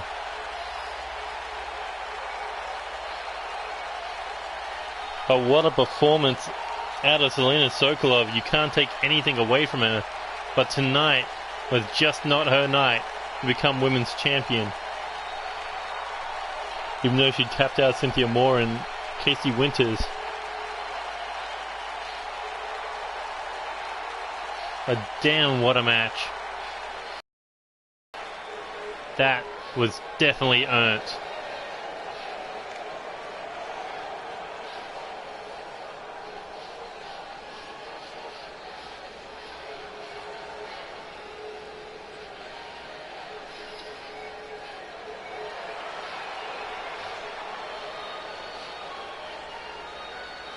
Once again, Lauren Young reigns at the top of the women's division of former champ Amber James and current number one contender Catherine Williamson will be breathing down her neck. So she's going to have a busy 4 weeks. Yeah. 6-man tag titles. Get ready for half an hour of fucking brutality. And with no referee being an idiot. Hot damn.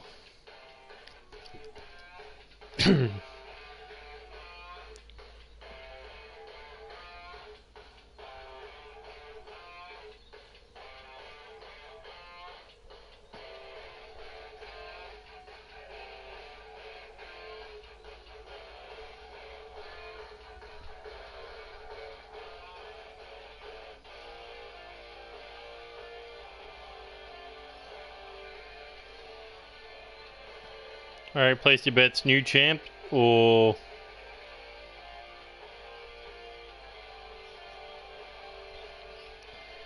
is the streak of the KOD gonna reign supreme? I don't even know how my throat's gonna fucking hang on to the rest of this.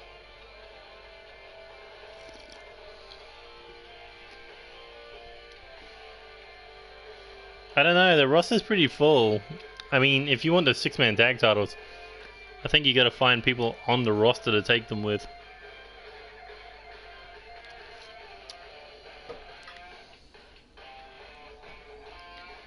I mean, you got Brenda Murphy and York Knight, you could steal the titles with them.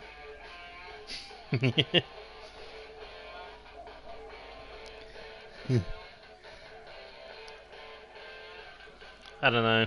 I mean, there's probably somebody on the roster that, you know, doesn't need to be there. Bruce Kendrick. Nah. This is what I do. I've done way worse than this.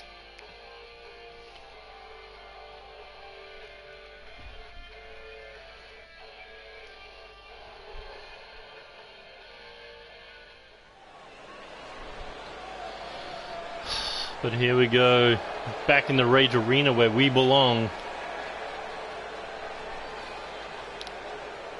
Here come the former NCW 6-man tag team champions, the Bounty Hunters, and it will be their last opportunity for the foreseeable future for the 6-man tag team titles. But all they have to do is survive 30 minutes with the KOD and walk out the winners.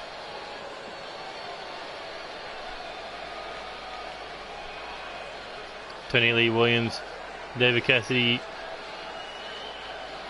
and Joey Hartman all focused on becoming 6-man tag team champions, first ever 2-time 6-man tag team champions, and not to mention put an end to this rivalry.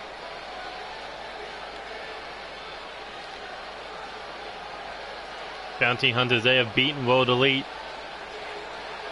They have beaten the former Death Club. Never beaten Unstable, but there is one team that they have yet to beat, and that is the KOD.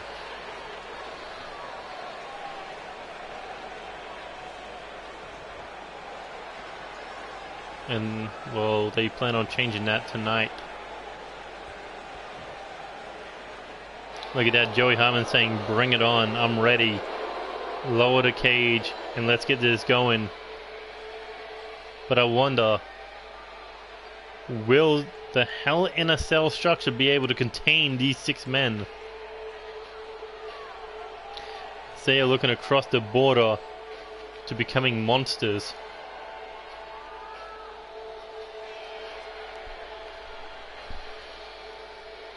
The only way to get a fall is pinfall or submission. But that is what it's all about, those 6-man tag team titles. Unstable, World Elite, Bounty Hunters,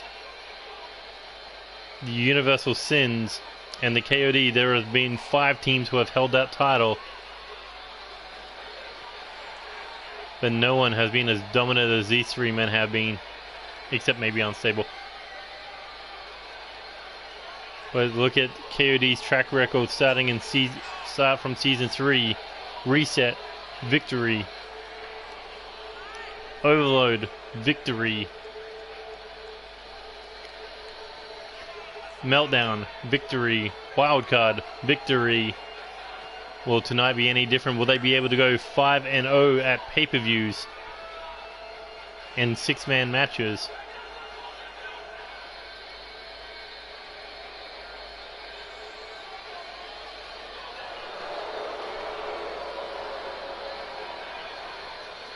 Not to mention Andy Reid's lost earlier tonight, losing the NCW Live Championship, while his focus will remain on that up till Storm. But the question is, at NCW Storm, will these 3 men continue to be 6-man tag team champions, or will they have to find something else to chase? Because this will be the end of the battle. And oh my god, Trevor Lee White and David Cassidy always go after each other. You're expecting 2-time champs? I don't know, they've been building the momentum to do so. Yeah, smart for the referee. I don't think he could call this action, so he's hanging outside. Either that or I'd ban him from ringside. Ban him from everywhere. But Manhunter quickly taken out of this one. Joey Hartman, big knee to the Cyborg's head. As Tony Lee Williams currently coming into this match with a minor concussion. So will he be able to survive the 30 minutes with taking less damage? As Manhunter coming in swinging. Big forearm to the face, but Joey Hartman fires back. As Trevor Lee White takes a dump to the outside. And where's Tony Lee Williams going now? Looking to leave the ring and bring out Seth Goldman. Oh, as Seth drops him. Trevor Lee White giving chase to David Cassidy on the outside. Manhunter with Joey Hartman on the inside. As Seth Goldman, first man to taste Steele. But one back elbow sent Tony Lee Williams into the cage. And Seth Goldman, using every part of this ring as a weapon. Ring and cage. Oh my god, head first into the metal. As everyone back in the ring now. Tony Lee Williams to break up that submission. Oh, and Seth Goldman getting the jump on him. European uppercut there by David Cassidy to the Cyborg. Uh-oh. The Manslayer locked in. But David Cassidy there to break things up. And a drop kick to take down Seth Goldman. Here he goes, going after the Manhunter, says, "What do you think you're doing?" And snaps him in the back of the head with a European uppercut.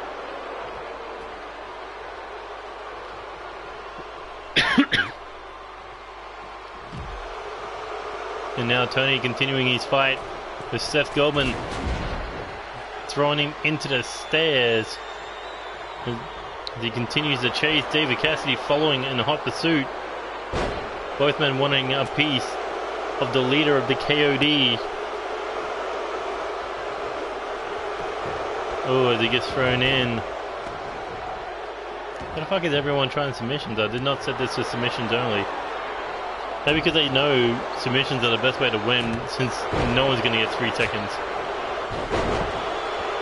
Joey Hartman, skull crushing finale to the Cyborg. Seth Goldman rolling out of the ring as something happened to Tony. Some manhunt and voodoo magic. Ooh, back elbow. Uh-oh. Manhunter on his own right now. Had a perfect opportunity to get a pinfall. That's Tony bringing him back in. Oh, I think there was a Cassidy boot attempt. Man, they are just torturing this poor little bastard. And here we go. Joey Hartman, big knee strike. Tony Lee Williams looking for the cover. 1, 2. Ooh, nearly a 3 count. Cassidy boot to Seth Goldman upon his return to the ring. Uh-oh, Manslayer locked in. This is what caught Tony Lee Williams last time at Wildcard. David Cassidy caught him with a knee, followed up with a drop kick. Here we go. Rainmaker! And a European uppercut cuts him down. Skull crushing finale to the Cyborg. And Joey now looking for the first cover. 1, 2. Ooh, not a 3 count. Now they are all just kicking the Cyborg. And now David Cassidy sizing him up here, looking perhaps for his infamous Cassidy Crusher. Oh, and that could be it. And Joey was sizing him up for a running knee strike. But Tony says, take the pinfall. And the Bounty Hunter's up 1-0 to the KOD after the first 5 minutes. And David Cassidy dumping him to the outside. The score currently 1-0 to the Bounty Hunters.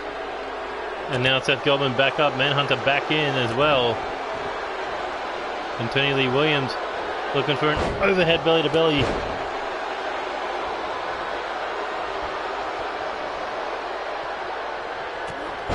Oh, and Manhunter there to stop him, looking for a quick submission. Nobody there to stop the Manslayer. And is Tony going to tap? I mean, he's already got head damage from his 8-man tag team match against the KOD.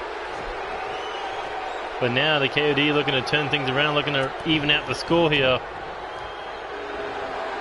Oh, but Tony Lee Williams just too big, too powerful. And the Manhunter quickly getting out of harm's way. Oh, this is not good. Oh, a knee strike. Trevor Lee White took himself out with David Cassidy. Now Tony Lee Williams winding it up. Here he goes. Oh, clothesline from hell. Hooks the leg. 1, 2, 3. No, just got the shoulder up. And now Tony looking to stomp the Cyborg into chunks of metal and flesh. So look at that big back body drop, and David Cassidy there to greet him with a forearm. Oh, and a Cassidy boot. Joey Hartman quickly into the pin. 1, 2. Ooh.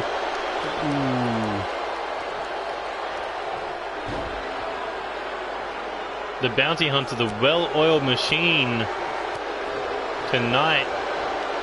The KOD really can't do anything right now.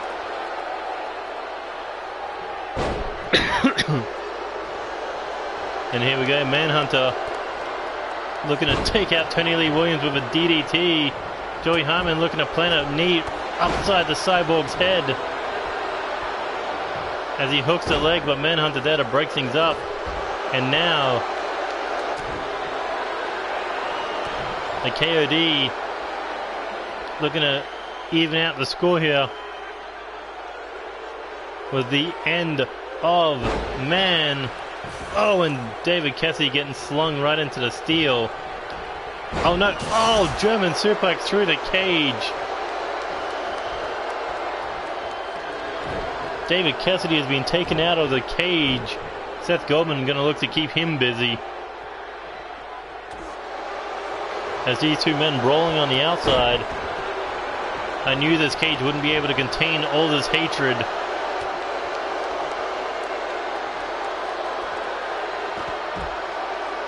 And now Manhunter asking Triple E White, what do they do? Their leader is currently on the outside brawling with the hardcore icon. It looks like they got an answer. Go after Tony Lee Williams. Go after an injured man.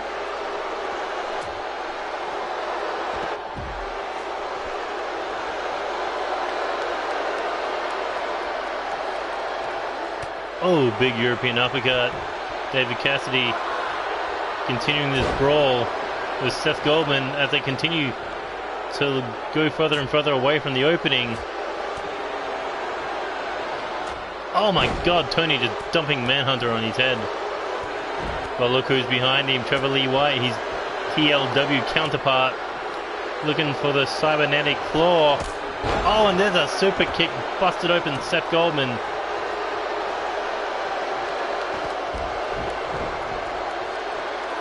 Tony Lee Williams getting double teamed by the former 3-time tag team champions, as Joey Hartman is currently out of the commission, looking to drag himself back into it, but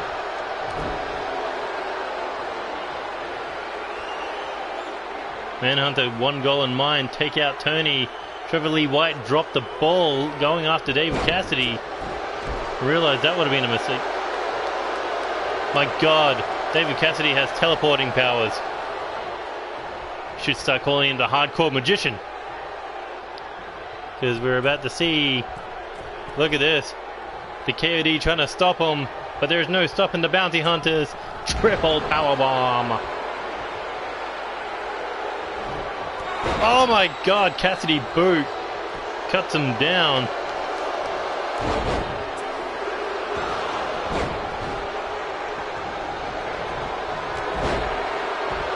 And here we go. Looking butterfly pile driver to the Manhunter. And even then, Tony Lee Williams not content. David Cassidy busted open, eats a clothesline to the back of the head.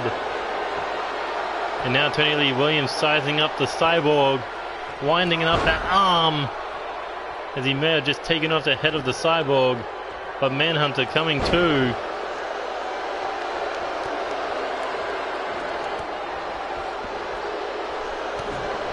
And we have passed 10 minutes. And here we go.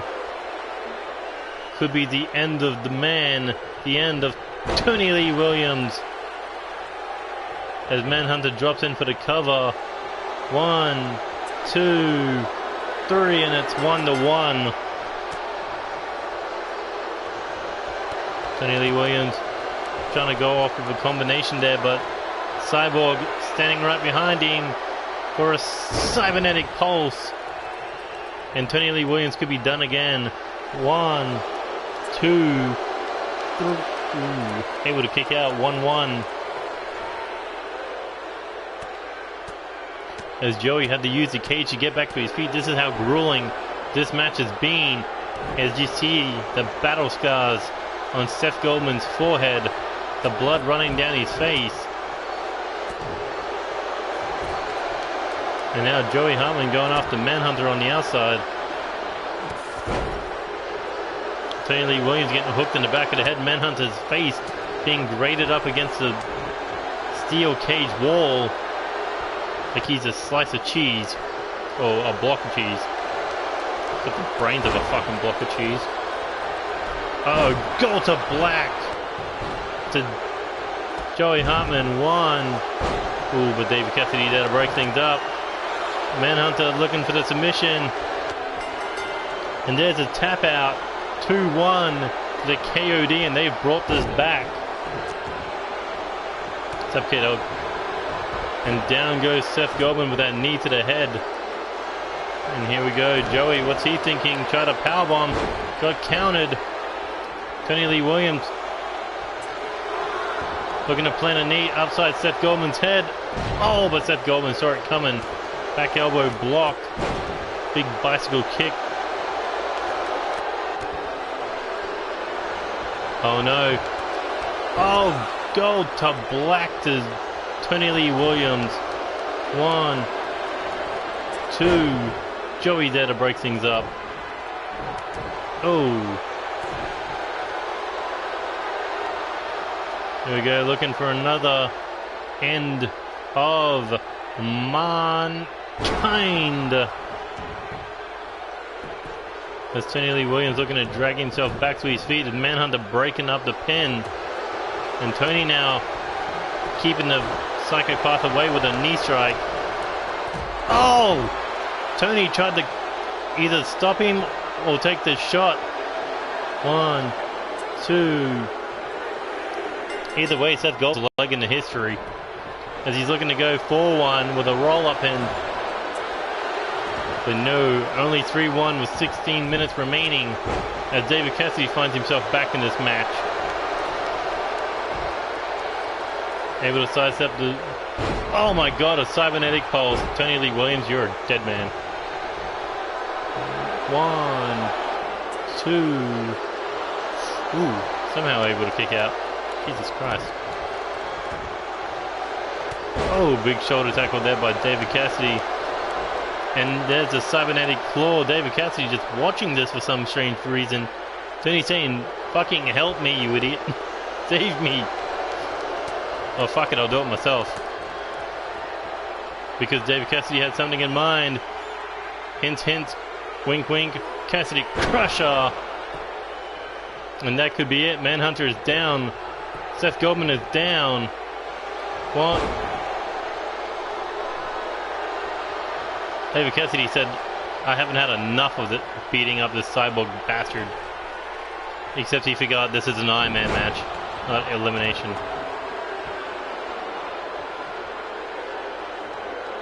I think David Cassidy just wants the cyborg. He doesn't care about anyone else. And that may cost him another fall. And here we go. End of Mankind to Tony Lee Williams. As Joey now back in the ring. Dives through, breaks things up.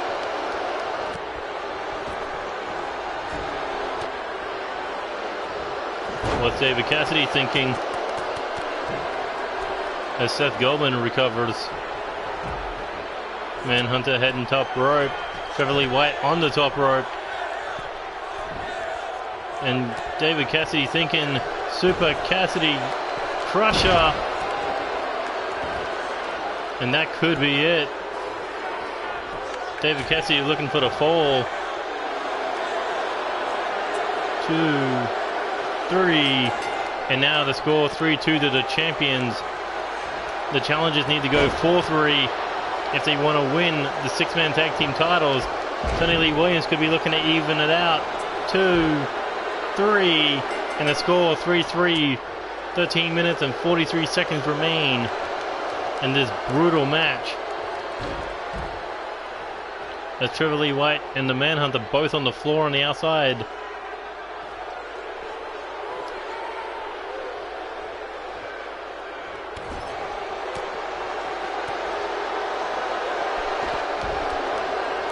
Seth Goldman has Joey by the foot. And this could be bad for the heart and soul of NCW. Bicycle knee misses. And Manhunter going after Tony Lee Williams. But no, David Cassidy kicking him off. Oh, and there's a knee strike. But Joey Hartman hooks the leg. 1, 2, 3. Score now 4-3 to the challengers. They brought it back from the jaws of defeat. And here we go. Cassidy crusher to the Manhunter. As Tony Lee Williams crawls in for the cover, hooks the leg.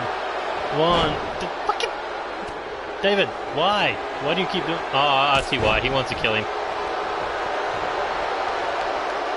There he goes, picks him up. Joey sees the cyborg. Tony's like, fuck you. He's mine. Bit of miscommunication between Tony and Cassidy. But somehow they're still in the lead here. There we go. Big metal arm to the back of the head. Tony out of this. And, oh, head first into the mat. 12 minutes remaining.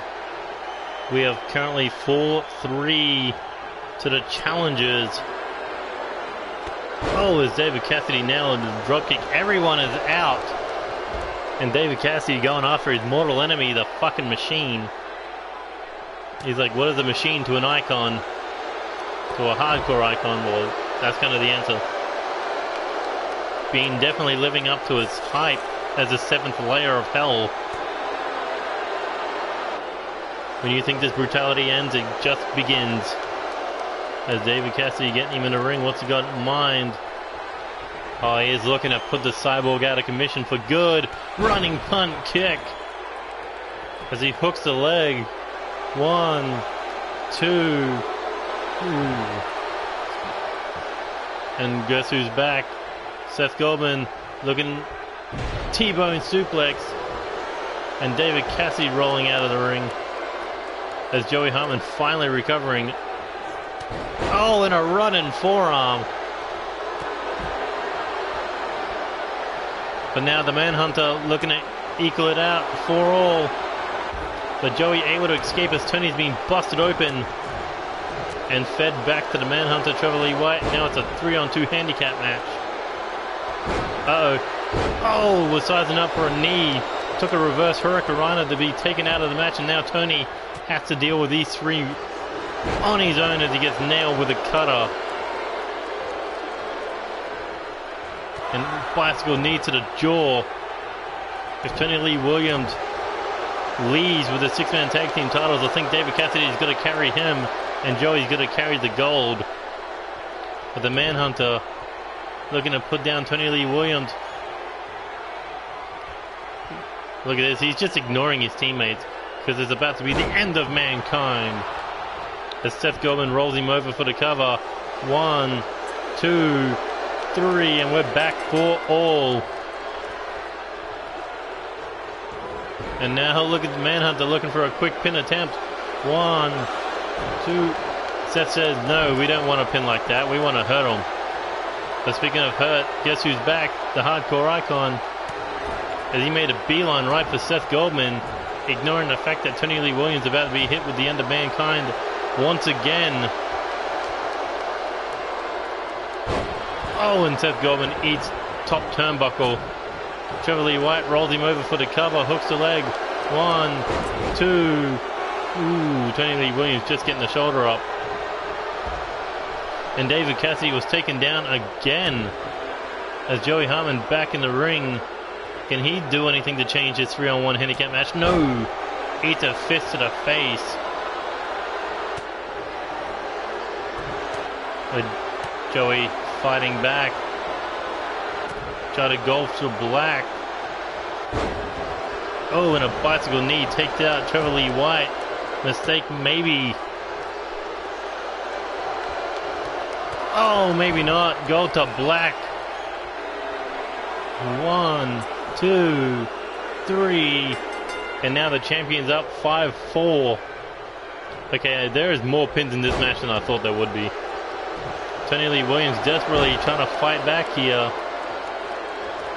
Look at this, taking out Manhunter, then taking out... Oh, Seth Goldman planting face first with the butterfly... Oh, I mean, double underhook face buster. And now... hooking the arms, looking butterfly pile driver, but no. Manhunter turning it into a Hurricanrana. Taking out Tony Lee Williams. And everyone except Manhunter is being laid out. As now the hardcore icon back in the ring to represent the bounty hunters. As he just dropkicked Manhunter out of the match. And his attention turned to Seth Goldman. Tried to go face first into the ring apron, no go. As Seth Goldman throws him back in the ring, the Cyborg now back to his feet. Fuck your bicycle knee. Oh, Joey Hartman cutting out the leg of the Cyborg. Look at that dump down. But there it is, a Cassidy boot. He was sizing him up for that one.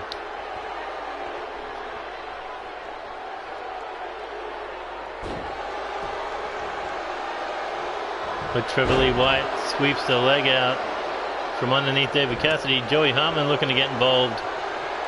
And here he goes. He's been looking for this all match. Styles clash. Joey's like, dude, what the fuck?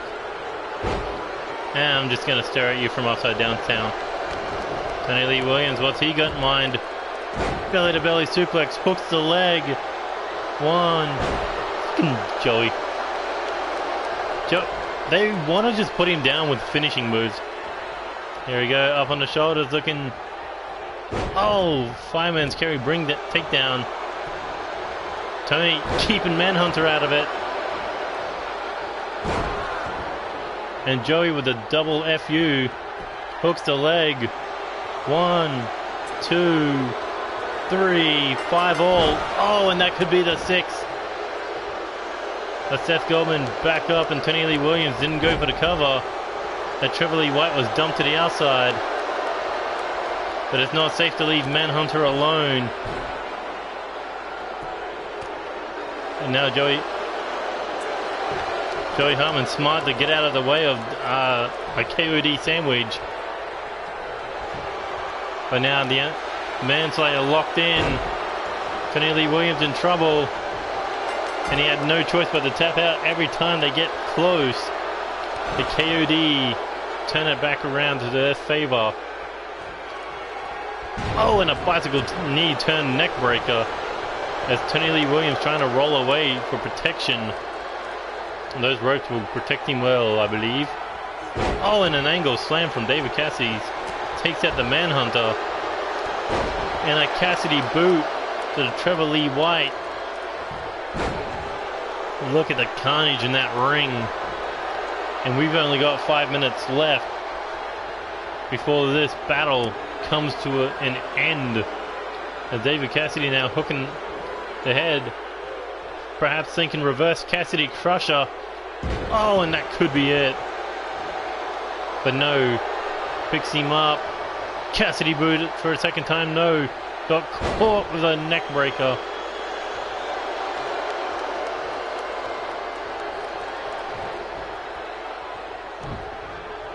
No one is moving except the 2 men in the ring right now. And Trevor Lee White was trying to use the rope as protection. Cassidy, solid strike to the forehead. The Bounty Hunters need 2 pins if they want to become 2-time tag team champions. Oh, and there's a Cassidy boot. Moves in for the cover. 1, 2, 3. The score 6-all with 4 minutes remaining. Seth Goldman back to his feet. Tony Lee Williams back to his feet. Manhunter back to his feet. And David Cassidy taking off his feet. Look at this. Tony Lee Williams saving Joey there from submission. But look who's there to crawl in for the pin as Tony Lee Williams takes out the Manhunter, breaks things up. Tony Lee Williams grabbing Seth Goldman by the head, holding him in place. Oh, as he takes a kick to the body. Takedown by Seth Goldman. As Joey and Seth both looking to take out. Oh, there's a knee, there's a goal to Black, but that was caught. But Manhunter there with a breakup. This is coming down right to the wire. This is what the 6-man tag team titles mean to both these teams.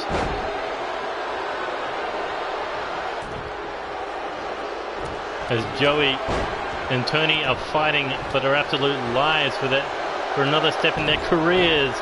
As Joey is thrown out of the ring, Seth Goldman got hung up halfway. And now Trevor Lee White on his own, a knee about to catch him in the jaw. Oh no, deflects it. David Cassidy back in the ring. Oh, and a drop kick takes out the Cyborg. But no, Manhunter catches him looking for the end of man. As Joey and Tony trying to stop him, but there is no stopping the Manhunter. As both of them trying to break things up.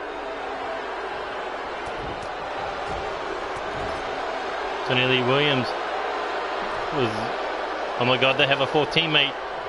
Oh, what a neck breaker.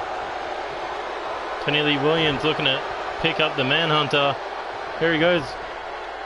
Looking for a butterfly pile driver, but no. Hurricane Rana by the Manhunter. He is hanging on. 90 seconds for those six-man tag team titles to remain in the hands of the KOD. David Cassidy is just fucking swinging, but Manhunter rolling to the outside, protecting the tag team titles as the timer ticks down. 70 seconds remain for one last fall if the Bounty Hunters want to win the six-man tag team titles. And now the fight back in the ring. Tony Lee Williams in trouble. Seth Goldman has him up. Here he goes, looking to throw him out. Super kick by David Cassidy. 45 seconds on the clock. And David Cassidy knows it. That's why he's looking to possibly put down the Cyborg once and for all. As we're down to 30 seconds. Everything is up to David Cassidy. As he's sizing him up, 20 seconds. Nails him with a punt kick to the head, but doesn't go for the cover. Tony's like 10, 9, 8, 7, 6, 5, 4, 3, 2, 1.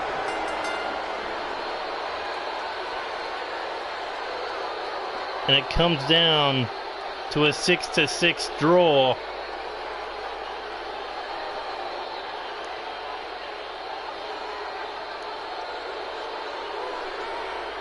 That was exactly what you would have expected between these two teams.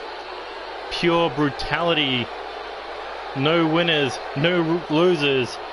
But the result, the KOD leave Rage still undefeated at pay-per-view and still six-man tag team champions.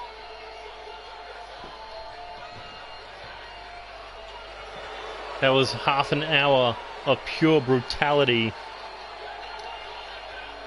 But you gotta think the KOD did not want to win in an undeciding matter. They wanted pure victory over these three men.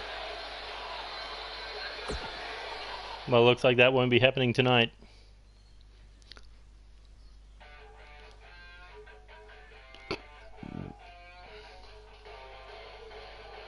Oh my god, what a fucking fight.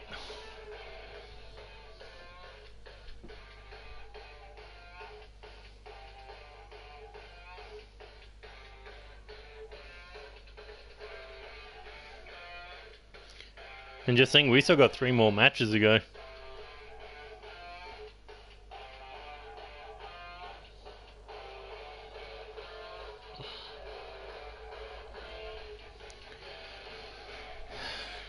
What are we going to do with the six-man tag team titles? I mean, you can't really end it on a 6-6 draw.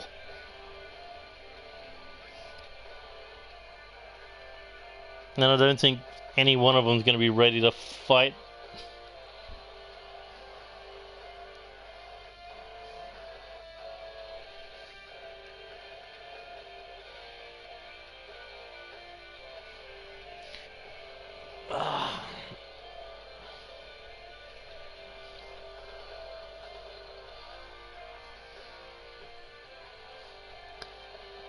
That's what I'm thinking. One last fight, but what stipulation?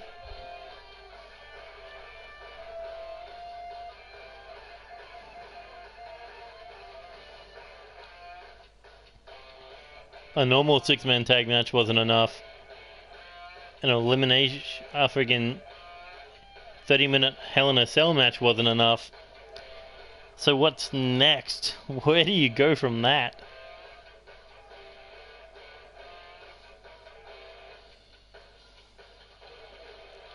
"30-minute false count anywhere" match.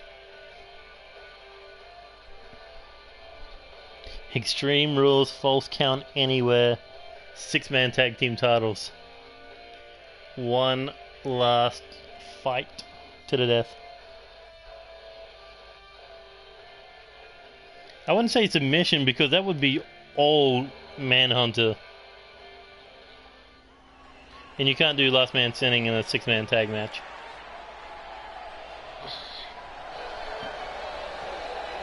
But here we go, the Intercontinental Championship on the line as Antonio Blackwell making his way to the ring. What the fuck's a Crimson Death match? Oh, you talking about like First Blood elimination?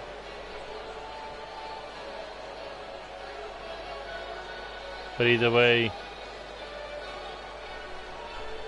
Antonio Blackwell looking to bring some gold to World Elite. So far 0-2 at NCW Rage. No shot at the tag team title and no NCW Live Championship.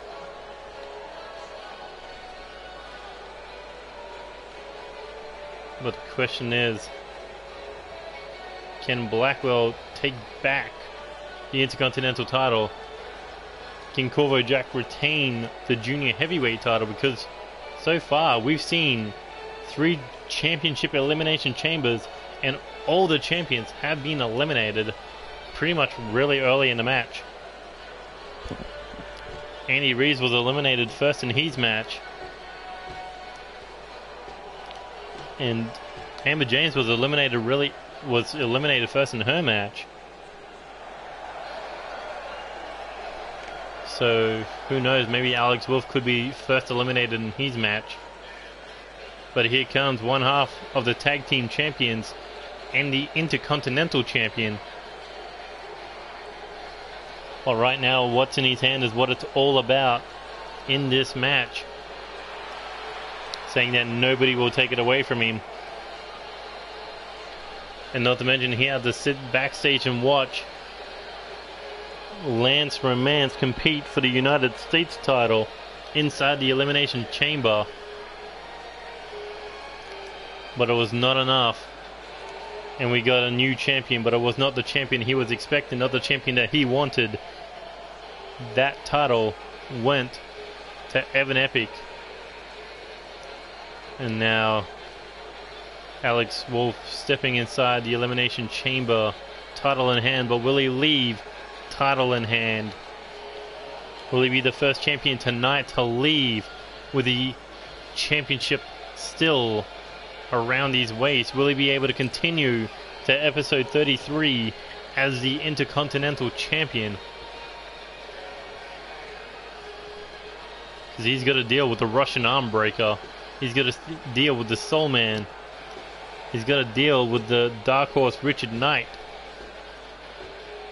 The 2-time Intercontinental Champion Angel Ramirez. And the other 2-time Intercontinental Champion Dizzle B. And speaking of one of those 2-time Intercontinental Champions, here comes Angel Ramirez.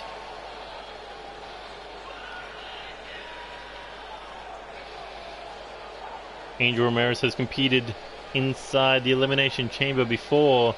In fact, came into the Elimination Chamber last year as the Intercontinental Champion. But lost it to DJ Young.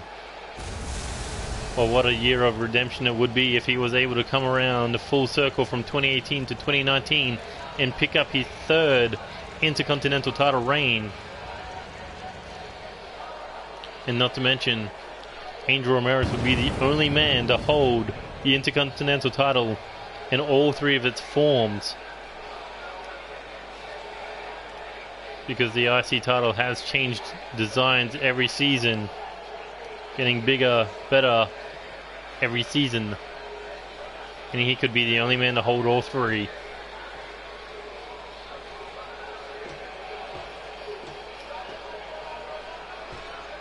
Not to mention former Mr. Money for Chaos, former United States Champion, former Tag Team Champion, that is yet to win the big one.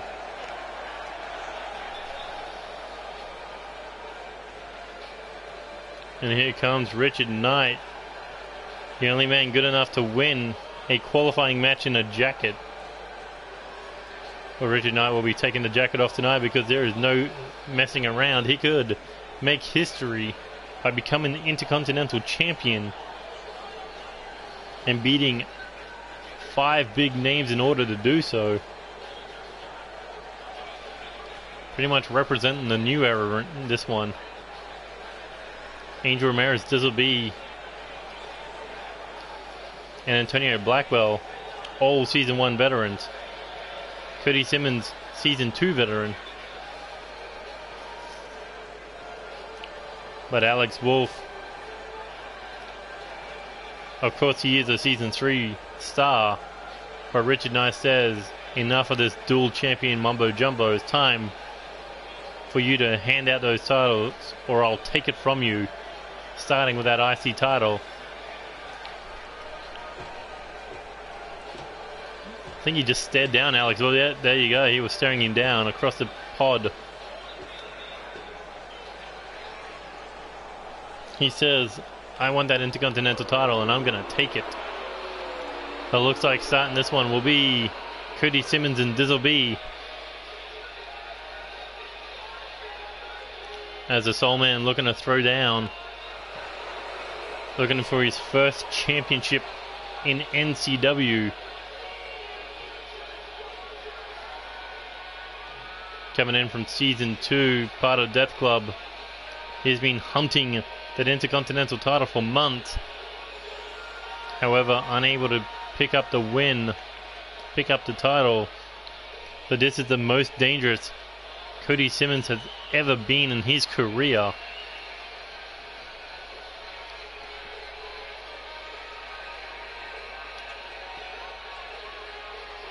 Last time at NCW Rage, alongside Tommy A. Hawkins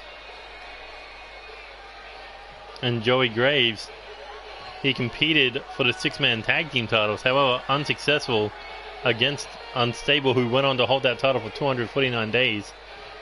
But you know, we'll figure out the 6-man tag titles later. Right now the question is, who is going to become Intercontinental Champion?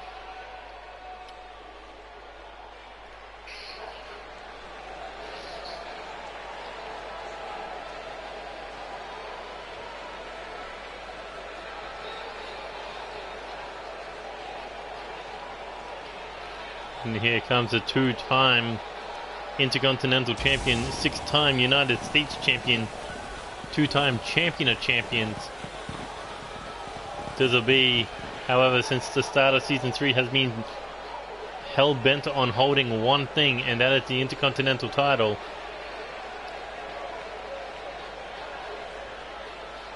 Last year at NCW Rage, he opened the show in attempts to become #1 contender for the NCW Intercontinental Champion,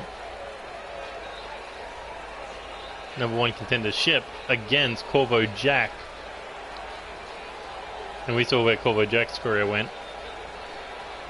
Straight to the fucking top.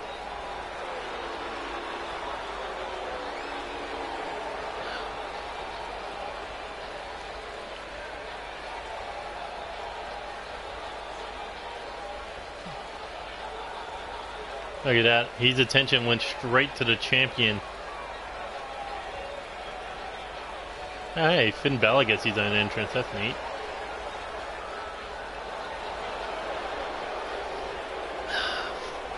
Two coffees in 6 hours. That should be fine for the rest of the show.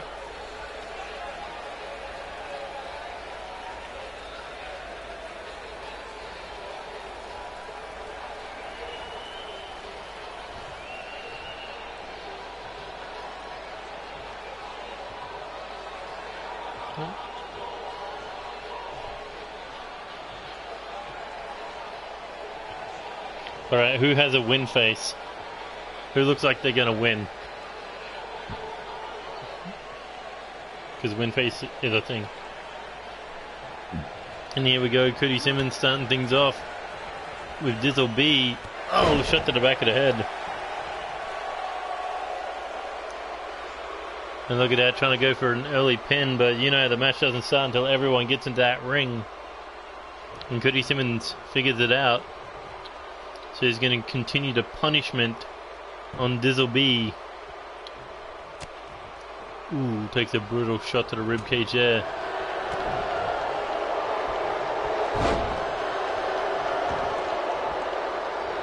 There we go, WWE has him back up. Body blow. Trying to take out the wind. And now hooks the head.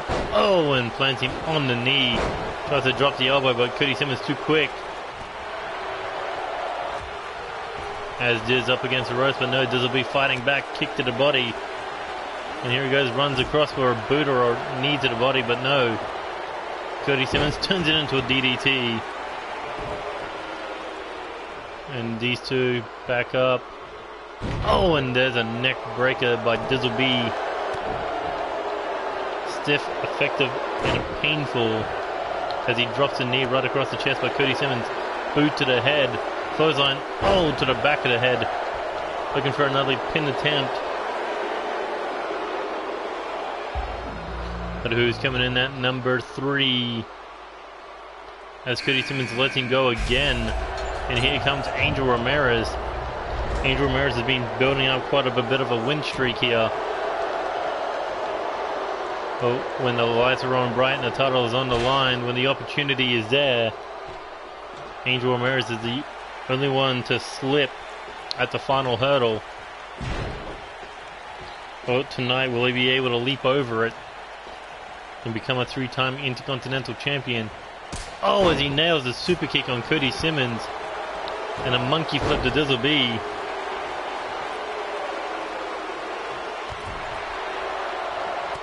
Dizzle B resting in the corner. As Angel Ramirez turning his focus on Cody Simmons with a suplex. Oh, and Dizzle B nails the fuck, what do they call it? Gun stun. Stun gun? Stun gun. There we go, floats him up. Oh, nails. Reverse DDT followed up with the clothesline.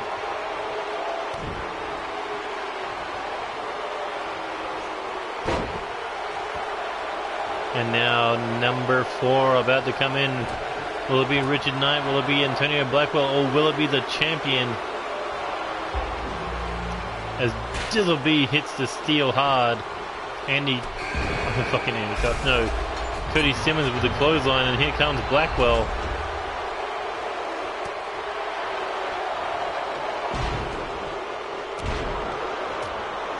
And Cody Simmons throwing shots at Angel Ramirez here, backs him up, or turns him in the corner, but no, Ramirez scoops him up, reverse DDT, Stinger style. As he goes for the cover, but no, not good enough. For the sheer fact the referee won't start the match.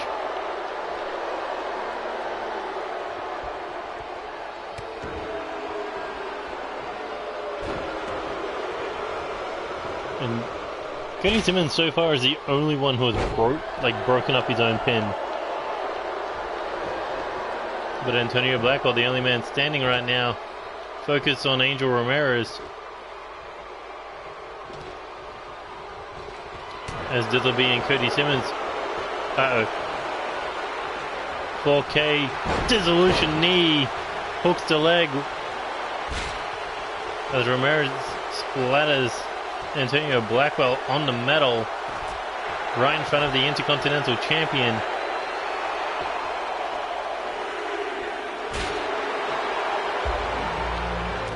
But who's it going to be? Richard Knight or the champ?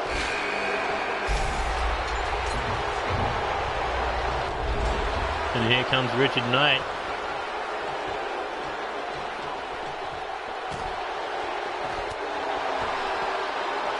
Yeah, pretty much. He's like, fuck it, I'll just hurt people. But right now it's good for Cody Simmons because he's not taking any more damage after that 4K dissolution knee. The only way he's going to get pinned is if he falls asleep.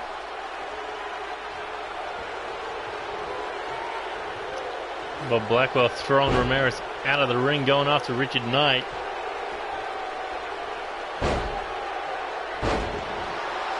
Going after the arm.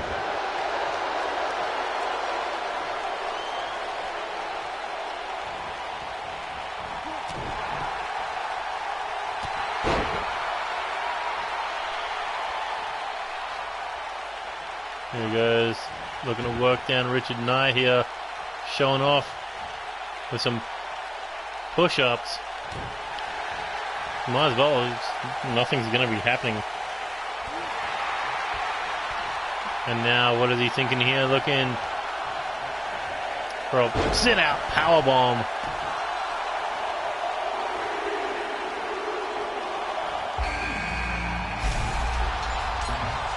And in comes the champ. Oh, Blackwell, get your ass back in the ring. You too, Richard. Oh, a little bit of payback for that powerbomb.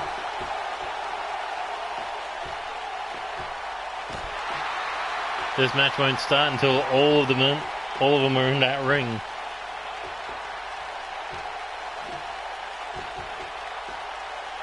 Here we go, into the pod. The Richard Knight, oh! Sends Blackwell flying into the pod.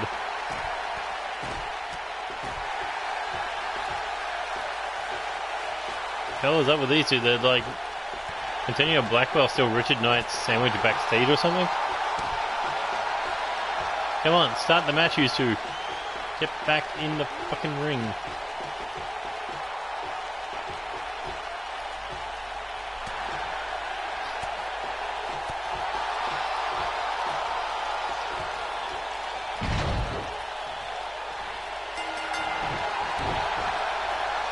I mean, maybe. I'm assuming that's what it could have been, but... Oh, things are not good for Richard Knight. Oh, a shoulder breaker by Blackwell. And there's the first cover of the official match.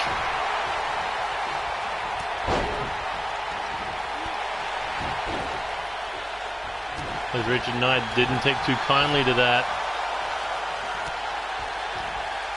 Oh, and that was a tie up in the ropes. Blackwell, oh, looking to dump Richard Knight outside the ring. Here we go, Diz and Ramirez.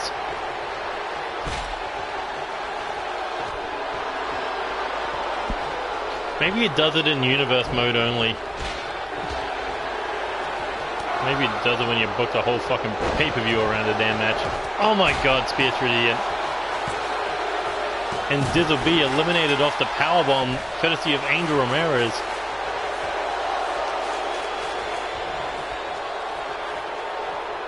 For Richard Knight, could be dead after being speared by Antonio Blackwell through the fiberglass. And look at this, Blackwell not done. He's gonna headbutt a beaten down man.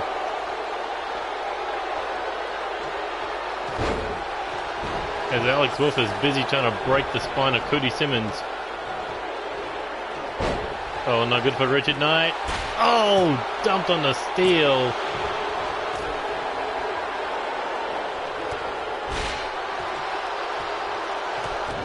Kick to the body.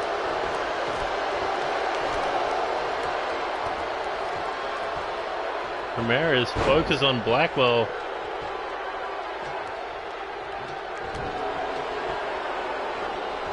Could not begin to tell you why. Maybe because they're going to be fighting in the King of the Ring tournament. What the fuck did Ramirez just do?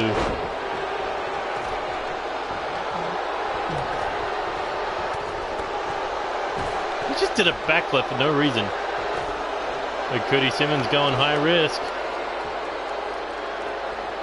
Here he goes. Oh, what a... I thought he was going to go a missile drop kick, but no.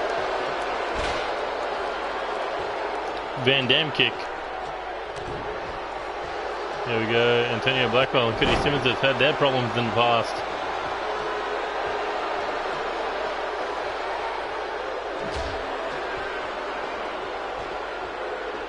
Actually, no, they haven't. It was Joey Grace. My bad. And here we go. Cody off the ropes. Oh, into the super kick, but nobody home. Blackwell picks the leg. Not often we see him do that. He normally goes for the arm. as Richard Knight plants Ramirez into the cage wall. Alex Wolf throwing Richard Knight back into the match. Tried a shot to the face, got countered. Forearm to the champion, a Superman punch.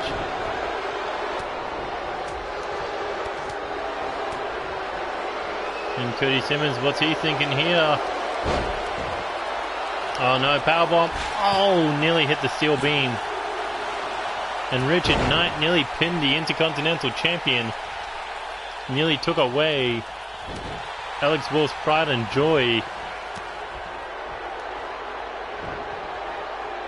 Oh, as Alex Wolf hits the steel on the outside. Cody Simmons, neck breaker. Looking to take out Angel Ramirez here. Or more throwing him out of the ring. And Black Belt targeting the arm. Fujiwara armbar on Richard Knight.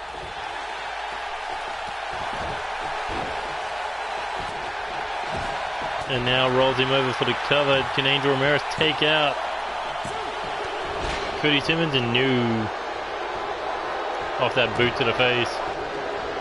And now everyone looking to get back in the ring here. Blackwell boot to the mouth of the champ. And now sizing him up.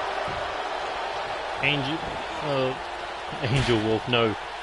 Alex Wolf could have been in trouble there, but able to counter it. And now looking to tap out the Russian arm breaker with a sharpshooter. But is it going to be enough? No. The leg strength of Blackwell able to break out. Oh, and a forearm to the back of the head for no reason from Richard Knight. We're currently... Blackwell is playing a roadblock for the champion. Something about Angel Ramirez does not like Cody Simmons. But Blackwell hell bent on breaking the arm of Richard Knight. And this is just pure chaos. And here we go. Alex Wolf has Ramirez back up. Irish whip into the corner. For Ramirez with the counter.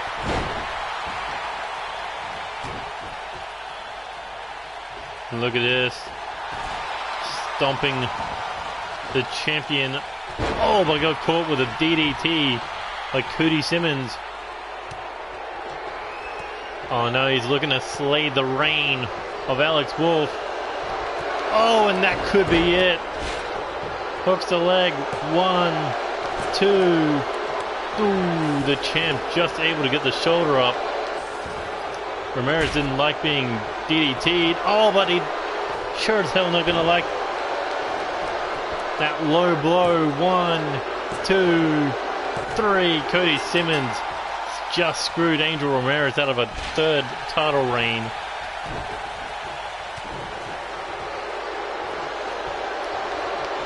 Oh, there's a wolf bite. The champion. 1, 3, and there goes Cody Simmons. Uh-oh. Looking for the hammerlock Russian leg sweep.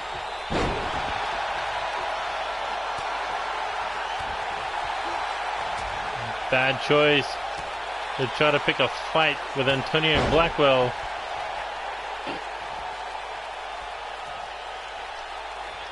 But Alex Wolf hasn't been this successful due to picking these fights. Oh, drops the 2 knees right to the heart of the Russian arm breaker. Now backs off. What does Richard Knight have in mind? Nothing. He gets taken down. Oh, tried for a flying clothesline, but no. Here he goes. Back suplex. Into the German suplex. Here he goes. Hooks that arm. No, doesn't hook the arm. Instead goes for a natural suplex. And he gave a look to Richard Knight. Say, stay out of my way. This is my match. As he planted 4 shots to the head. But, oh, he's an overhead belly-to-belly suplex.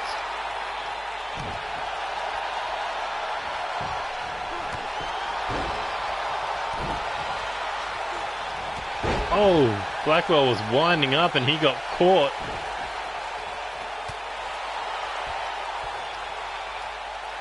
And now Richard Knight has him up, Samoan drop. The Wolf getting back to his feet.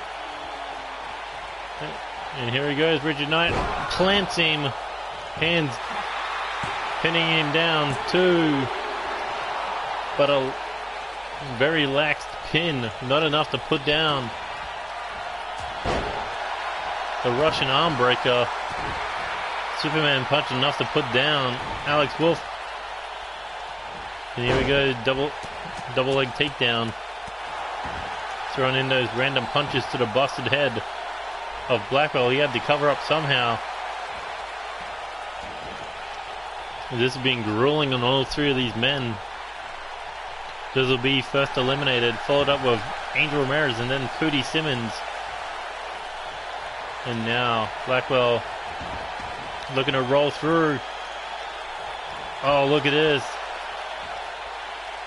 Looking to tap out Richard Knight while looking at the champion.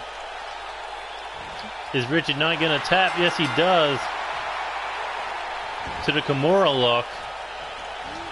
Oh, and a big clothesline. Is Blackwell finally going to win the Intercontinental title? Able to avoid the Wolf's bite. Kick to the body. Here he goes, up on the shoulders. Oh, single knee gut buster. These 2 men busted open.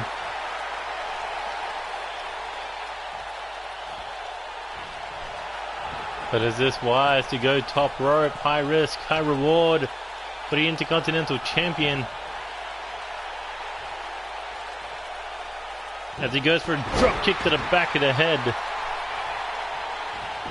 Is that enough to put down the Russian arm breaker? 1, 2, no, able to kick out. There we go, kick to the body. Shot to the face. Looking for that Wolf attack. Wolf Fang first? No. The Wolf back attack. And this could be it. Goes into the bridging pin. 1, 2. No, Alex Wolf not able to retain the Intercontinental Championship, at least not yet. But maybe he's only going to sink his teeth in one more time to put down the old dog. There he goes. Wolf bite. And that could be it. Hooks the leg cover.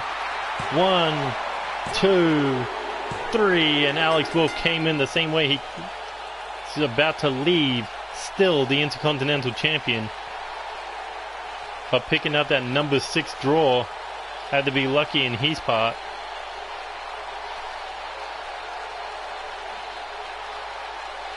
Oh my God, Richard Knight just got obliterated there.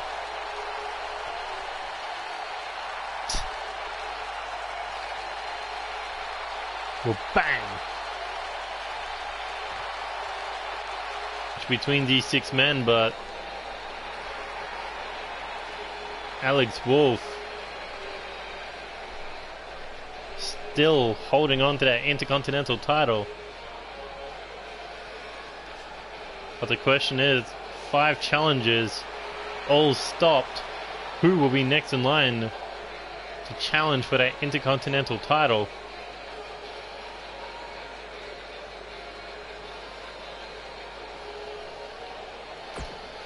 Well, that's what the next month is going to decide.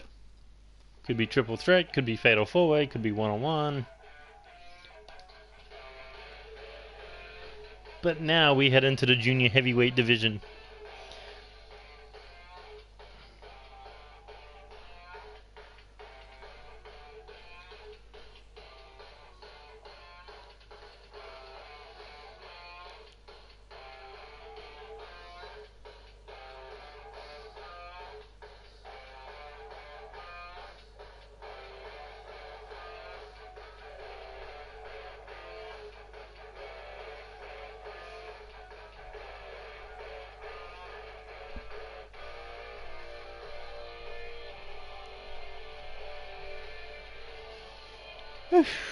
Just 2 more matches.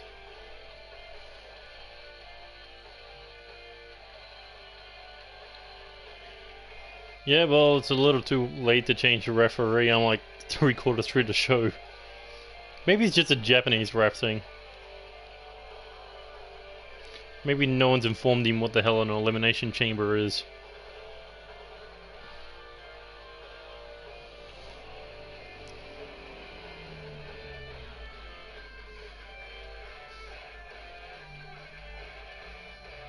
God, Becky Lynch is a savage on Twitter. Only on Twitter.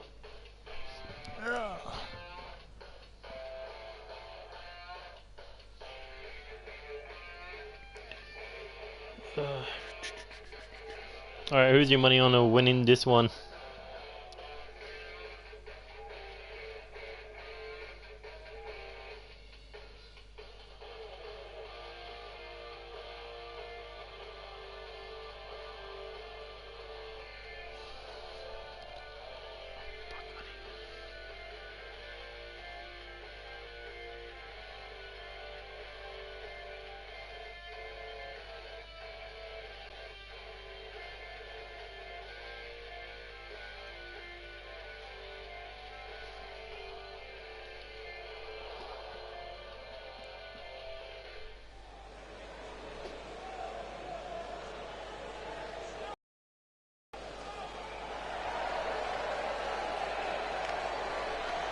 And here comes the man who earned the right to come number 6 into this match.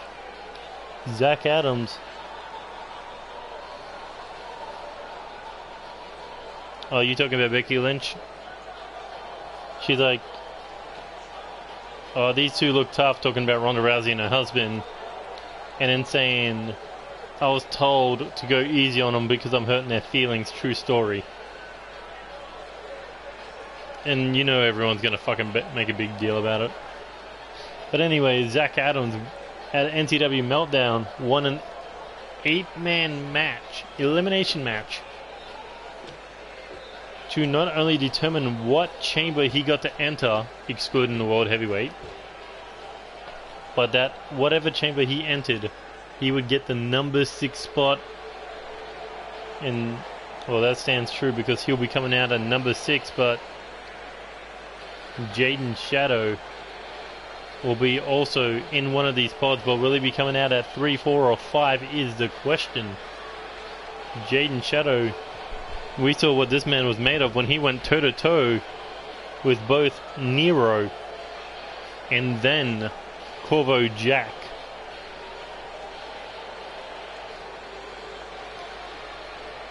But Jaden Shadow, does he have what it takes to walk out the junior heavyweight champion, already a former NCW Live champion? Can he add the top of the junior heavyweights to his list of resumes, or an impressive list of title resume? Brain falling apart. Too much fucking Elimination Chamber screwing with my head.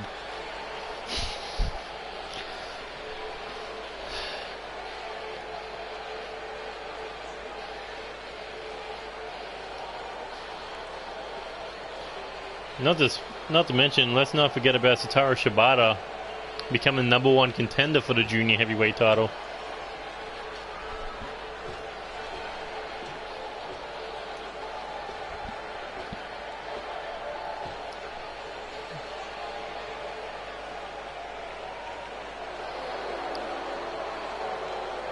So one of these guys could think of an easy title victory, but here comes the Pink Pimp Devin Barrett, refusing to leave Corvo Jack alone until he takes the junior heavyweight title. Former 2-time NXW Cruiserweight champion snuck up from developmental to the main roster, saying that developmental is below me, it's beneath me. I want that junior heavyweight championship. And the Pink Pimp willing to do whatever it takes to win it, including sinking below the rules and screwing people out of their opportunities. As he throws away his stick, I don't know why he wouldn't keep it. If I came to the ring with a fucking walking stick, I'd be using the damn thing as soon as I got into the pods. Or out of the pods.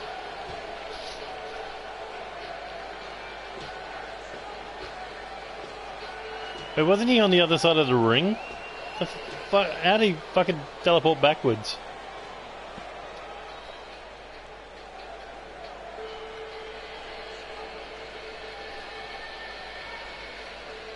It looks like the fourth man who will be entering the pods will be the Grace of the Universe, Nero, the former six-man tag team champion.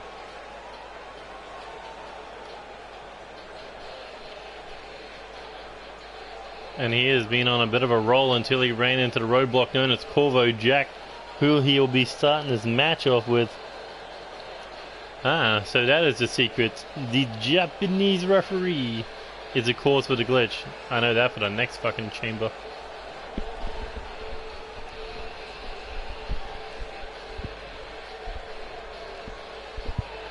I wonder how many people would have been eliminated before, you know, all 6 people were in the ring.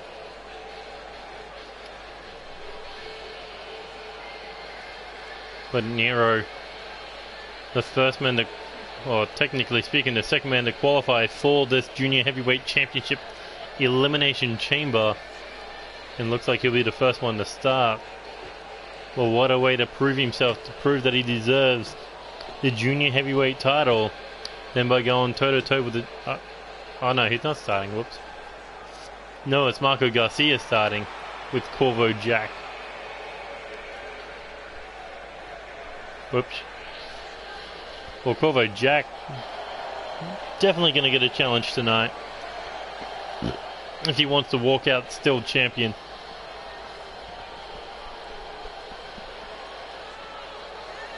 Corvo Jack, definitely a fighting champion. Won that title 4 months ago at NCW Reset. Has yet to drop it.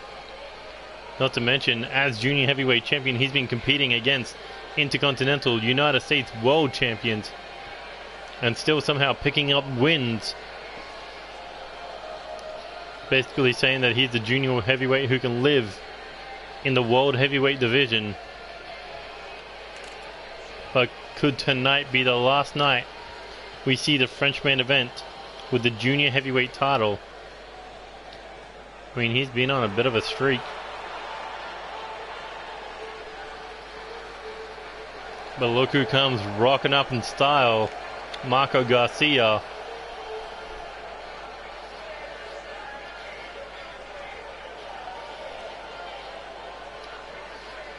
I mean, that's how you arrive to a match, but that's a good way to get your head kicked in inside an Elimination Chamber. Reason why they never put Eddie Guerrero in one.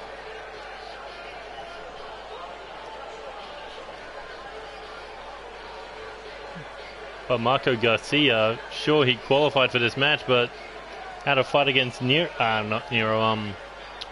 Zach Adams did not go well for him. But you know, it's a new day. Even though he's coming in at number 1, he could survive the gauntlet, so to speak, and walk out with his first title here in NCW. But to start off against the Junior Heavyweight Champion, that is a tall order for this young star.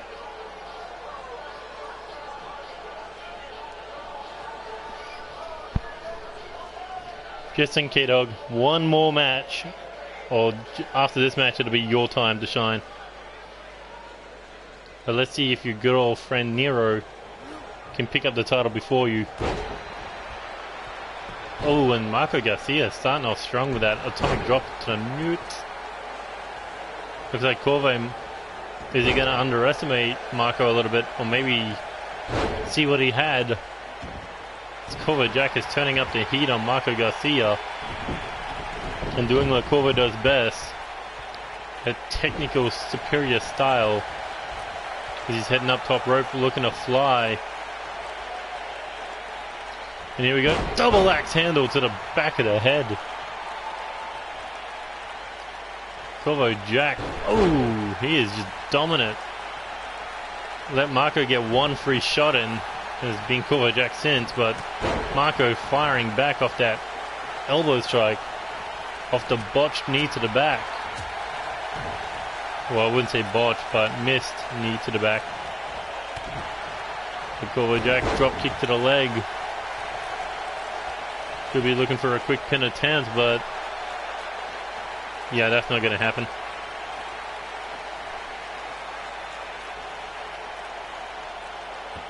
Corvo Jack, the saving grace of World Elite. If he can hold on to this junior heavyweight title. Oh, Marco Garcia firing back here. Block. And Corvo. Oh, what an impressive submission there. Like a reverse figure four. Marco Garcia able to get out of it. And here comes the pink pimp. Oh, there goes the pink pimp. Marco Garcia looking for a quick pin attempt. Too bad when I say quick, it's going to be about 4 minutes.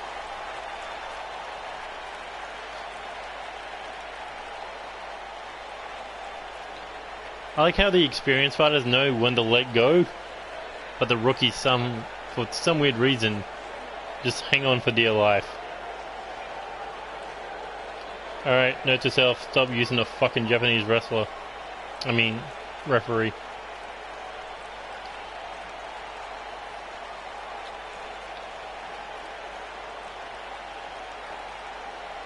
And go back using the rehab patient.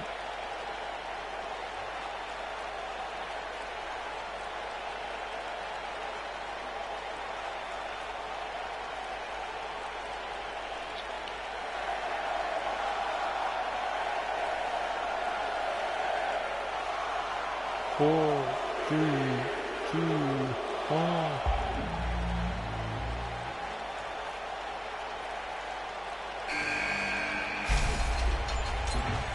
And here comes Nero. And going, no, all lining up. Corvo Jack slowly sneaking up on Nero.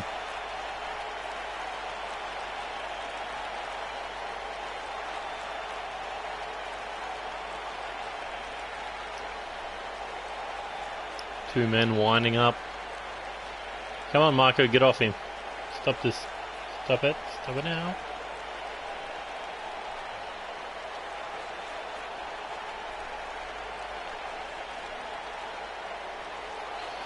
I swear to God, if I could reset this whole fucking pay-per-view, I would.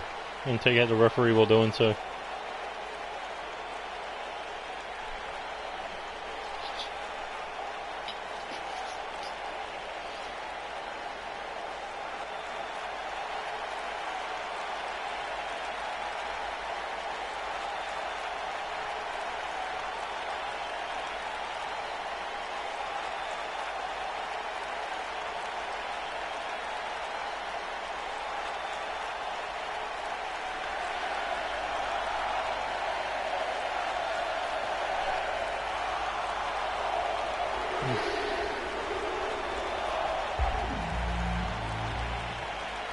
I don't know, maybe he just doesn't like, you know, refereeing every match in universe mode.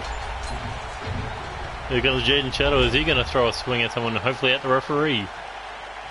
Look at them, they're all lining up. Wow, coming in at number 6 does not feel like a big deal now. Considering everyone's fucking fresh. The only one who's taken any kind of damage is friggin' Marco.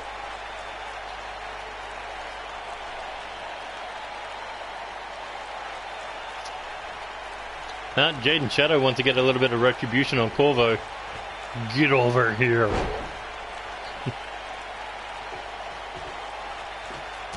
And now Corvo's throwing hands with Jaden Shadow. Oh, and a DDT on the cage.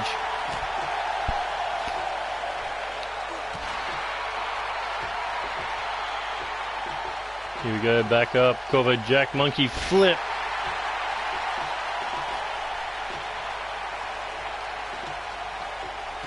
And Zach Adams will be making his entrance soon. Oh, as Corvo Jack gets smashed into his pod. But Corvo counters it.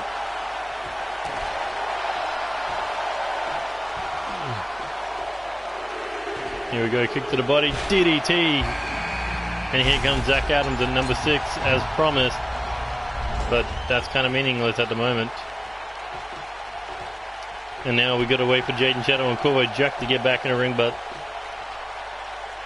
after the performance these two men had against each other, I doubt that's going to happen for any time soon.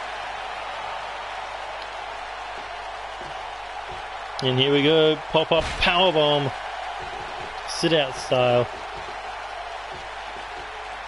Jaden Shadow got to get Corvo back in the ring, but decides to throw him into the pod. And Corvo again reverses him. Oh, shoulder first. Here we go, picks him up. Takes out the knee with a shoulder tackle. And Zach Adams not waiting any longer. Going after Nero to try to take this fight to the outside. As Jaden Shadow gets slung back in, Corvo Jack enters. All that waiting for a 1 count. Are you fucking for real? But all 6 stars now in this match.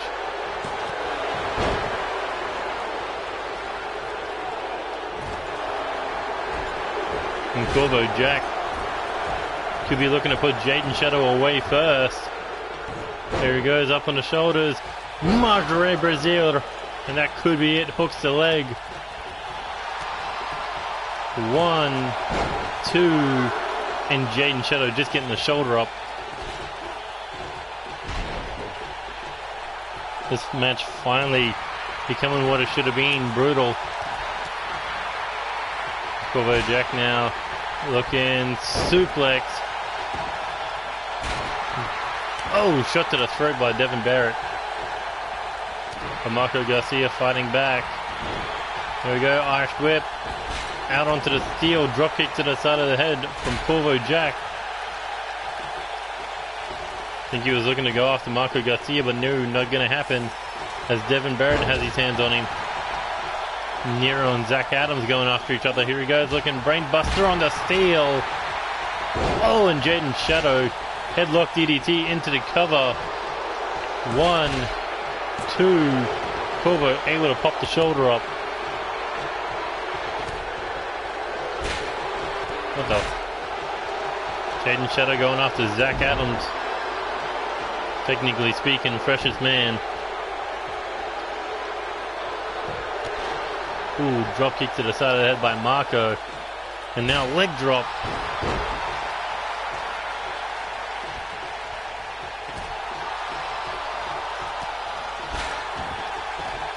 Corvo Jack going after Jaden Shadow. Back into the ring we go. Oh, and a drop kick by Zach Adams. Corvo Jack heading second rope. And now he and Marco Garcia going after each other. Those 2 men who started this match.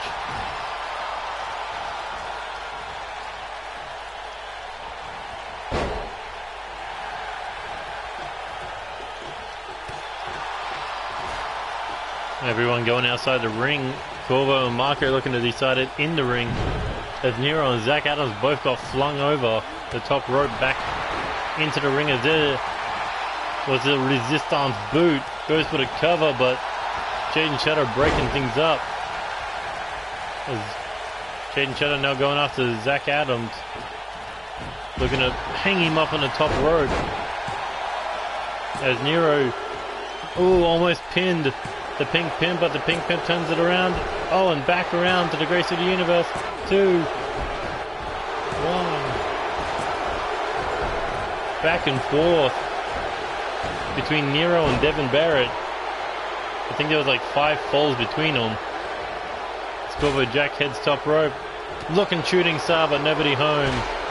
Impressive out of Corvo Jack to say the least, but high risk, no reward. Like negative reward. Marco Garcia caught Devin Barrett in the head there. And that could be it. 1, 2. Pink Pimp able to kick out.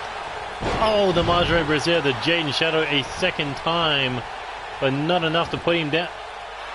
Well, Zach Adams looking to pick up the win. 2, 3. Ooh. Now the Grace of the Universe. Oh, there's a cutter out of Zach Adams.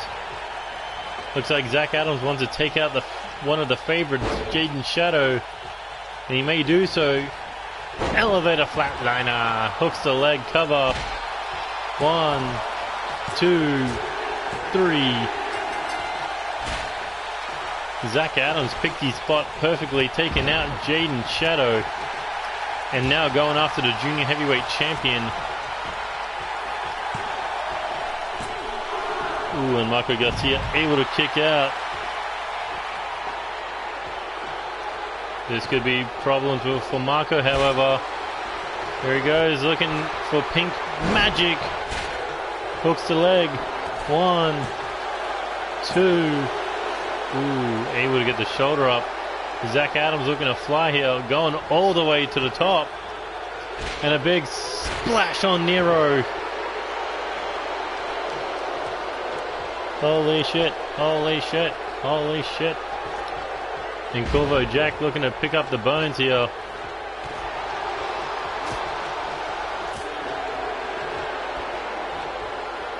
As Zach Adams turns his eyes to either Marco Garcia or Devin Barrett. Oh, Devin Barrett got caught with a drop kick right to the heart. And now Corvo being slung back into the ring.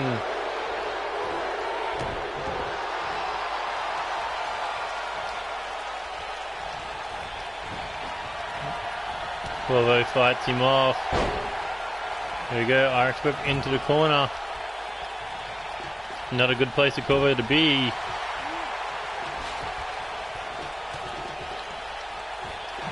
Zach Adams gets slung into the pod. And Corvo now with that arm drag.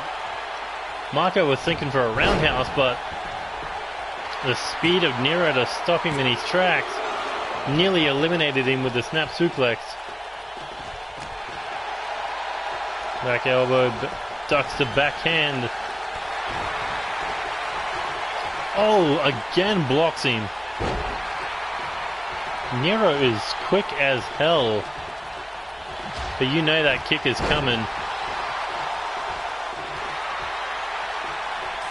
Oh, and Devin Barrett goes straight into the Steele. I think if Corvo Jack loses, I'm pretty sure the one person he doesn't want to lose it to is Devin Barrett. It would be a disgrace to the title's history. The one man who came before it. Marco, twist of fate. Hooks the leg. Can he get rid of Zach Adams? 2. Ooh, no. Zach Adams still able to hang on. As Nero currently dominating 2 men at once. Oh, but Zach Adams caught the boot. Here he goes. Turns it into a single leg Boston Crab.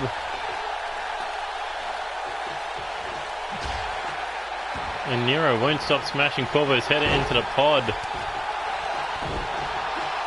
And then so now he'll smash Devin Barrett's head into the pod. Oh, and Devin Barrett with the chop block. Nero loves smashing heads. Speaking of smashing heads, busted open. Zach Adams, courtesy of a Marco Garcia tornado DDT. And now hooks the head. Oh, sit out, face buster. And Corvo just says enough is enough, get the fuck back in the ring. Stop smashing our heads. Marco Garcia finally hits the roundhouse kick. But on Zach Adams, Madre Brazil to Nero. And the pink pimp sneaks in for the kill. 1, 2.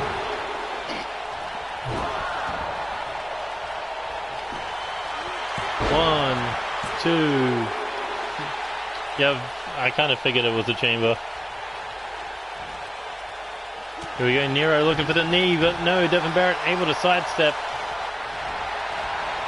Oh, the grace of the cutters, your universal cutter. 1, 2, 3, and the pink pimp has been eliminated by Nero. Nero caught him out of nowhere. And now Marco Garcia. Oh, looking to take his shot at the champion. Something he has yet to have. As he drops the legs right to the chest, not once but twice. Now Marco Garcia looking suplex, nobody home.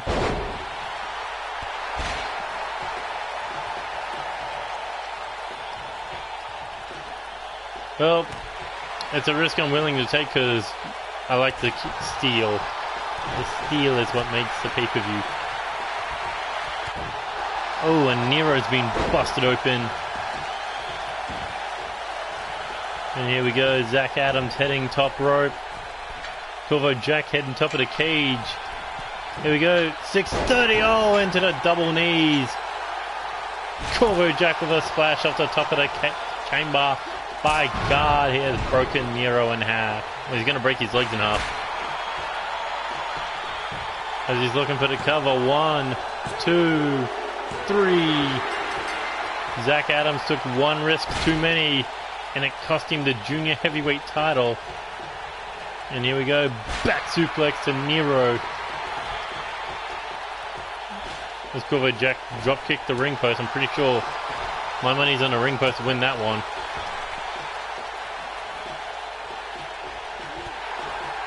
I swear to God, that was a solid kick in the nuts.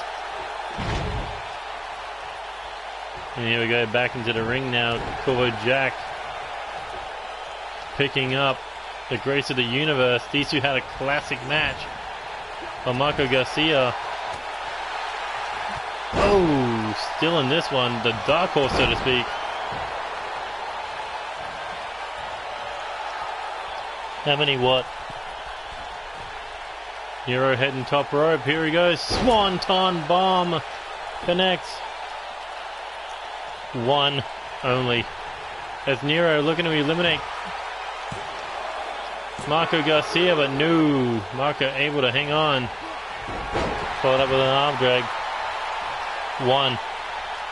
Alex Wolf is the only one who's retained.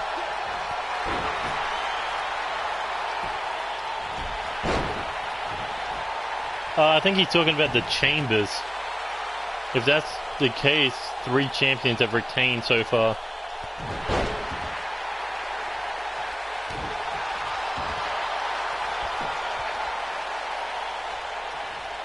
Let's not forget 2K Moon also retained the women's tag team titles.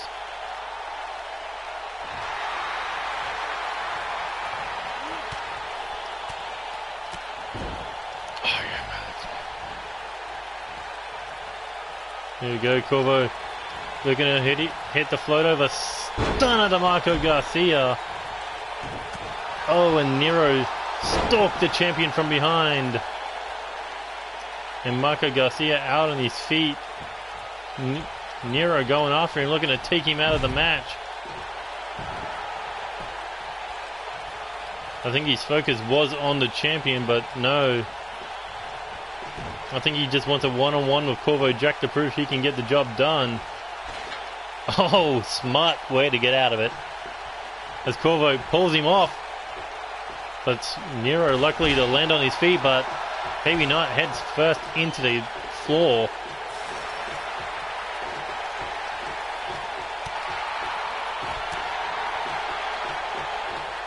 But yeah, so far only 3 champions have retained. And then, oh, spear through the pod wall. And that may do it for the reign of Corvo Jack. Being annihilated by Marco Garcia. And look at this, just dragging him out.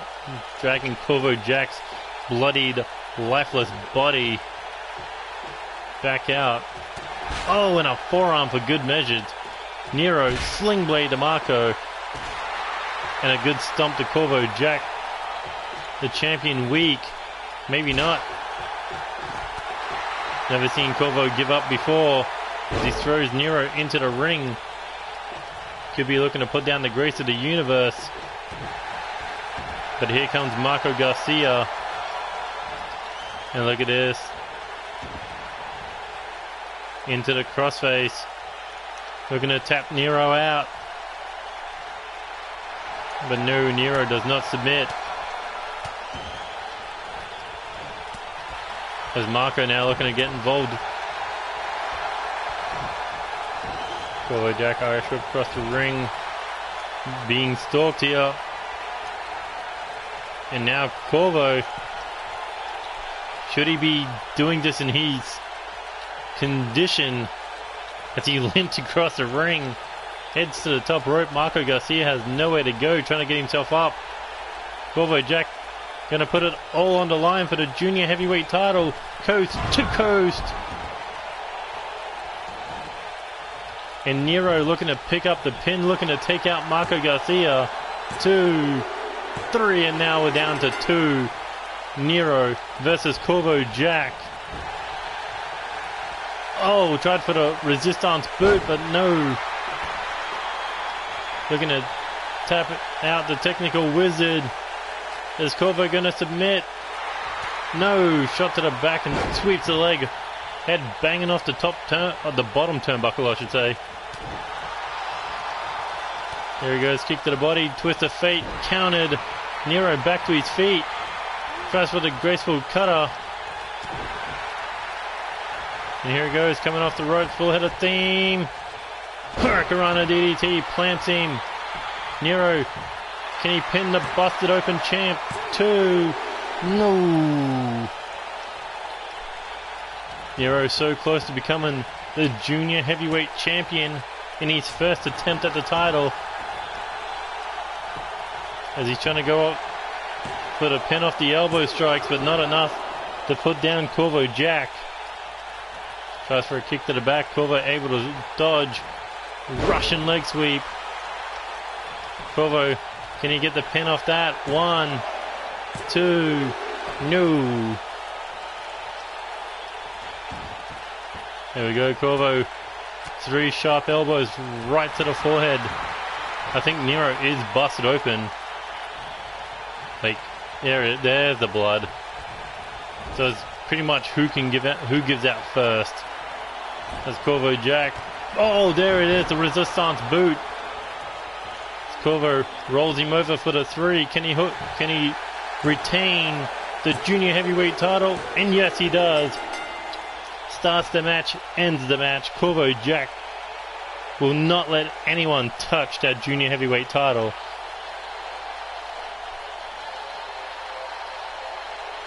But Nero, Marco Garcia came oh so close.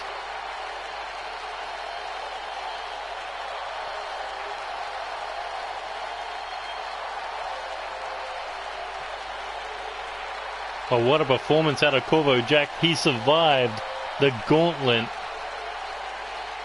Week in and week out, he proves why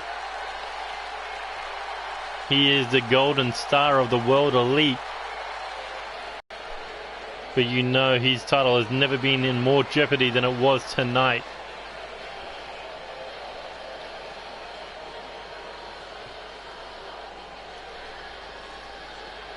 That is definitely a man who needs to be fucking stitched up. Surprised the back of his head's not bleeding too.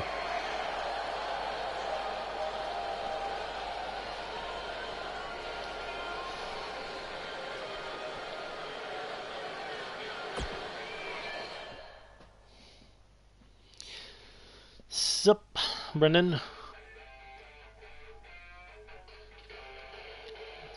And here we go with the main event of the evening.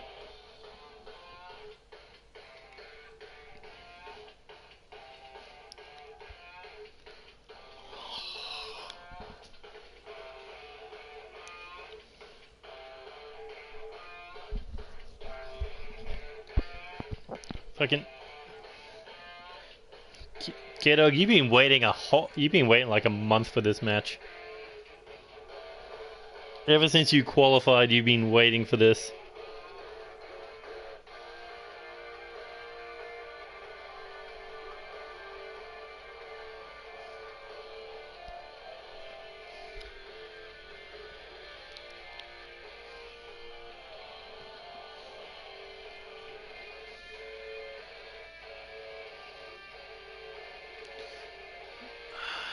How long have I been at this for?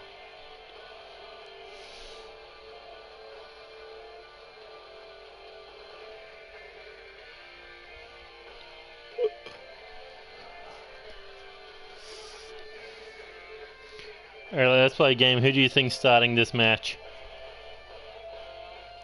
I'm honestly thinking Lucha Rainbow and Tommy A. Hawkins, but yeah.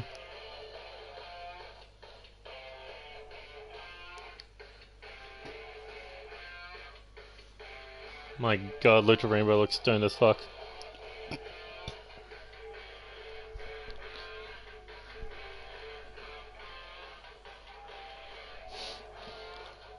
I swear to god, that can't see. He sees shit. Like, he probably crushes up Skittles and just fucking snorts that. He doesn't taste the rainbow, he sees the rainbow. He is the rainbow. Oh my god, could you imagine what the effects of snorting Skittles would do to you?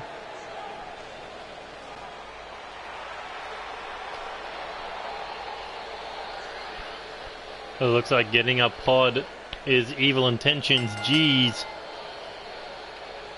I believe he was the second man to qualify, beating Alexander Leonardo Davison in order to qualify for this Elimination Chamber, his first shot at the World Heavyweight title.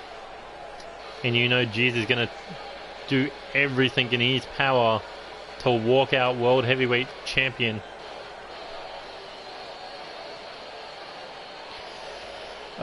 Even with the referee or not, it still would have probably gone 5 hours.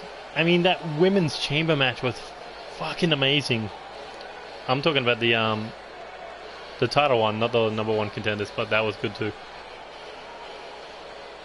Like, that women's title match went probably 10-15 minutes longer than I thought it was going to go. And they did not hold anything back, I swear.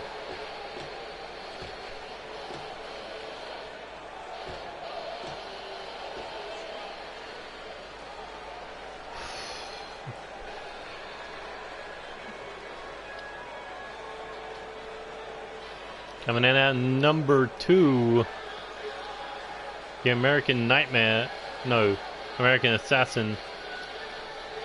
The first man to qualify for this match, K-Dog, beating Clark Oliver Morrison in order to do so, but 24 hours prior to that, at NCW Meltdown, was a part of Hydra's last match to win the 6-man tag team titles. But you got to think K-Dog pinning 2 former world champions in order to win those 6-man tag team titles. Not everything K-Dog has put his mind to. He has won 2-time hardcore champion, former 6-man tag team champion. You got to believe K-Dog has been preparing for this moment, but he's got to share it with 5 other men who are just as hungry for the NCW World Heavyweight Champion as he is. But the question is, can he get the top prize around his waist this early in his career? Or at least his NCW career. He has tested himself against a world champion to no avail. He's tested himself against a former world champion to no avail, but this is going to be his ultimate test. Can he survive the Elimination Chamber?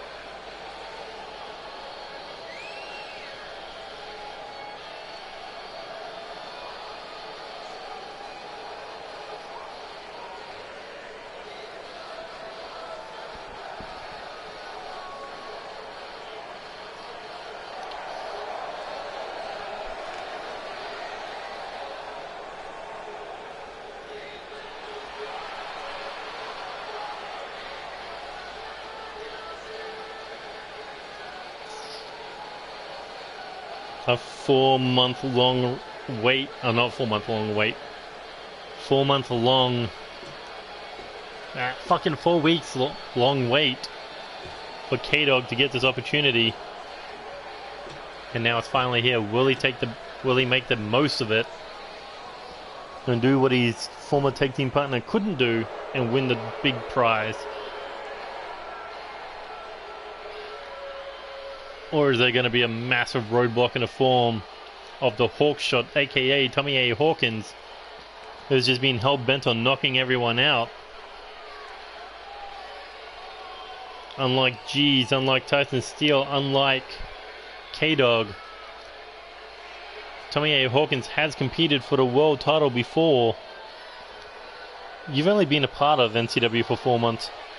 But either way, Tommy A. Hawkins has been a part of NCW since the very beginning almost. Only becoming a 2-time tag team champion in his career. He has competed for the world title, Intercontinental, United States tag, or 6-man tag I should say. Even the live and hardcore titles. However, no luck from any of those title matches.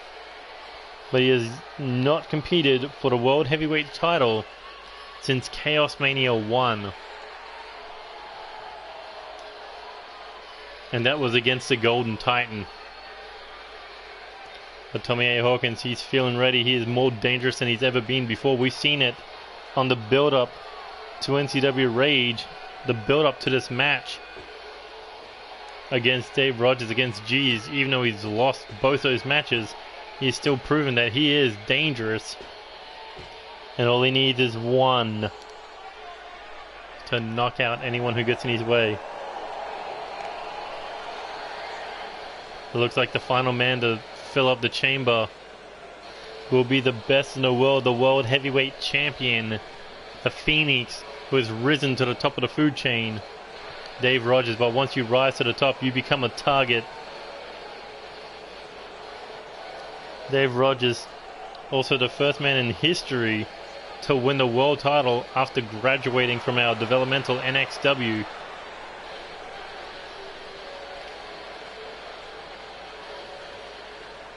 He graduated alongside Bobby Jones, Useful Assassins, James Falcon, Bruce Kendrick, and Tyler Wilson. But he is the man who has stepped on all of their careers to become the best in the world and the world heavyweight champion. But now he will definitely be put to the test in this one.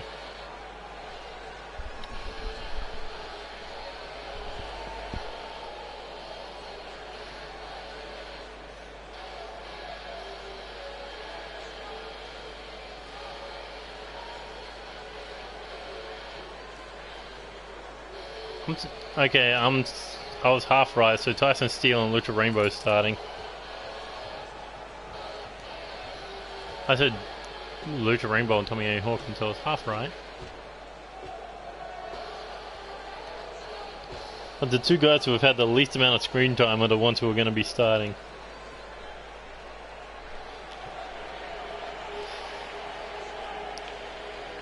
Also, Baron Corbin, underrated theme song. But here comes a former 5-time NCW light heavyweight champion, cruiserweight champion, champion of champions, United States champion. But the thing is, out of all those titles, there was one title he never lost, and that was the champion of champions title. So he wants to prove what kind of world champion he could be if given that opportunity. Well, here's the opportunity tonight to take the world heavyweight title. But much like Corvo Jack, he has to survive the gauntlet. I think he's like the only light heavyweight slash cruiserweight slash junior heavyweight to ever win the world heavyweight title.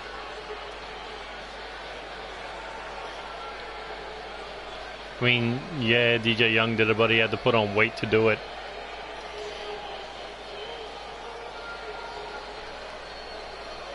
Seth Godwin, pretty much the same deal. Look at that, staring down G, staring down K-Dog. Tommy A. Hawkins, and the World Heavyweight Champion. Oh my god, imagine that for a match.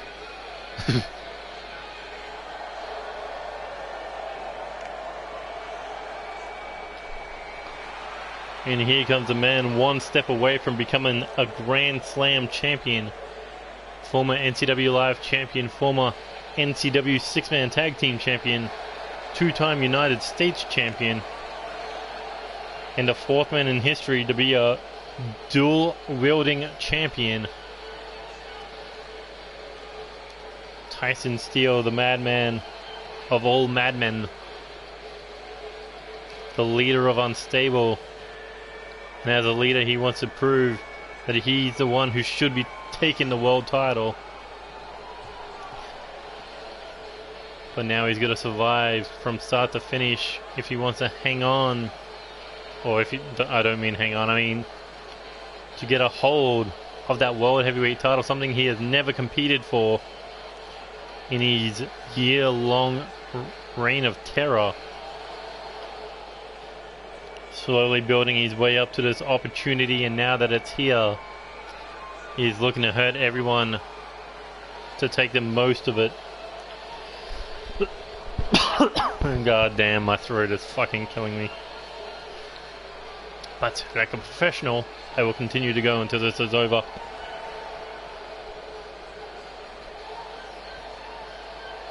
Hopefully none of these idiots go for a fucking pinfall, but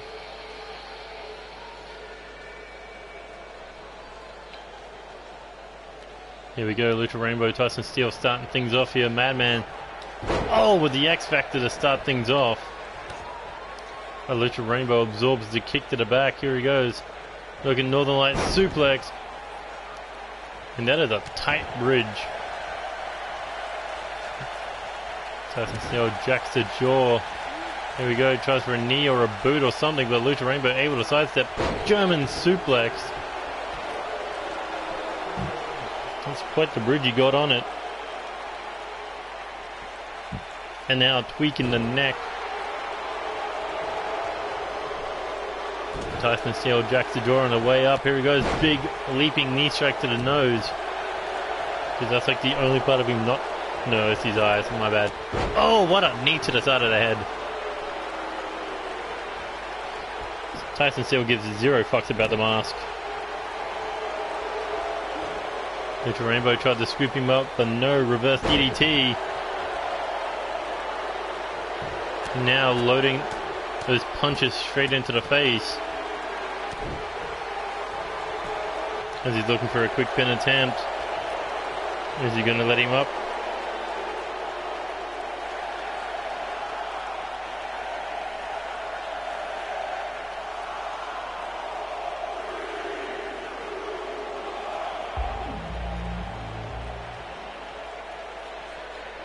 No, he's not going to let him up.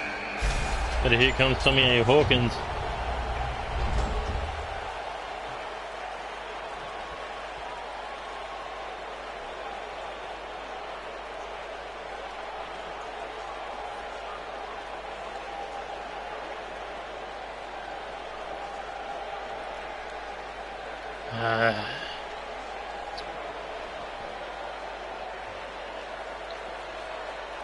Community page.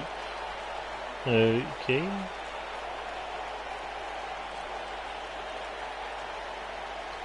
Now we're going to be stuck with Tyson Steele holding down Lucha Rainbow.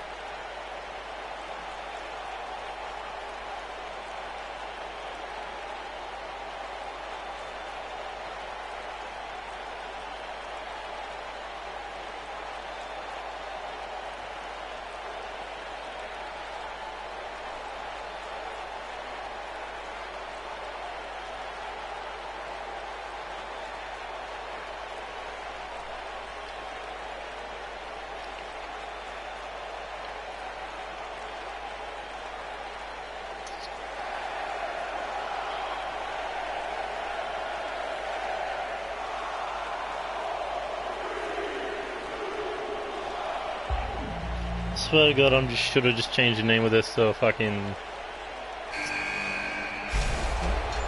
War Games.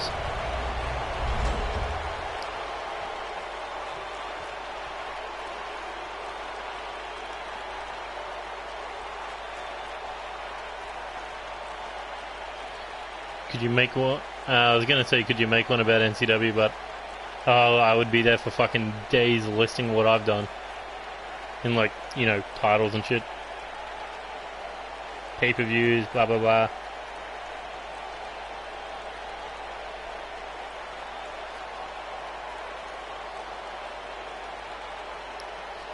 Like, you would have to go through all 3 seasons of NCW to figure out the shit I've done.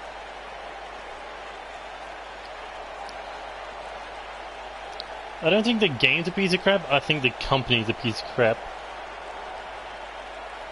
Alright.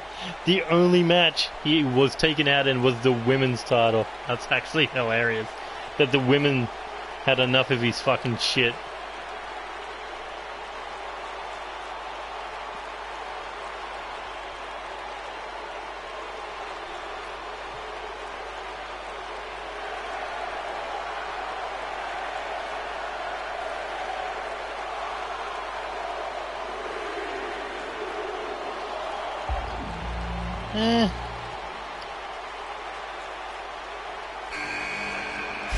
I mean, THQ didn't exactly make a fucking treasure, but, you know, it's better than this glitch fucking fest.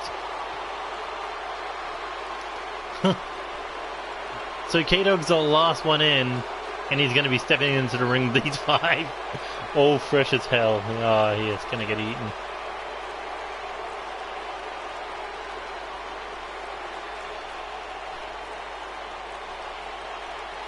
I think Lucha Rainbow fell asleep. His eyes are, I think, are closed. Yeah, Lucha Rainbow definitely asleep. Sleepy Rainbow confirmed. Hashtag Sleepy Rainbow.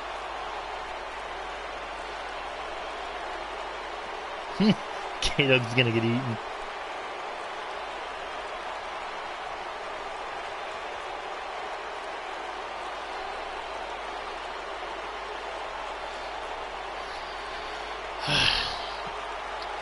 Right. Tommy Hawkins going right after Dave Rogers, like, fuck this shit, you get out. Oh god. Oh my god, on the steel beam.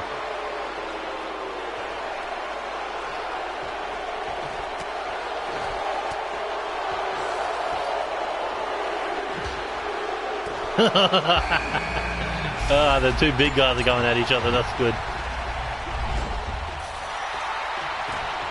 Just send the whole fucking link, eh?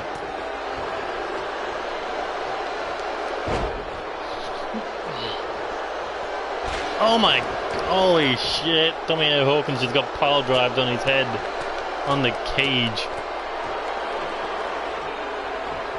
But this match isn't gonna start until those two big fucking behemoths get in the ring.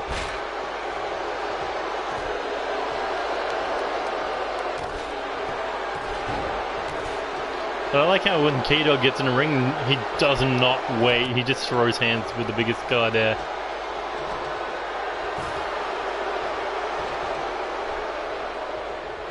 Here we go. Oh, spine first. Now, oh, into the pod. Oh. Dave Rogers has fisted the fucking pod. I have never seen anyone punch the glass pod before. Or fucking plexiglass, whatever it is. I missed it when it was actually made out of glass. Oh, don't dump him back out of the ring. Good job, G's, fighting him off. Okay, go start the match. No, no, no. Ah, you cunt, G's. I fucking hate you.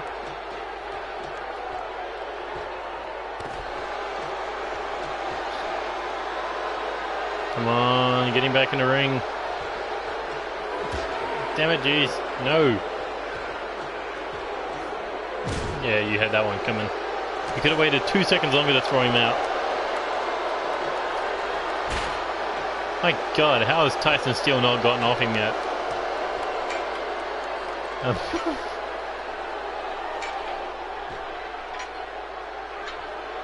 Jeez. Oh my god, big elbow drop. You know what would suck if someone phased through the side of the fucking cage wall before the match started? Just add one glitch on top of another.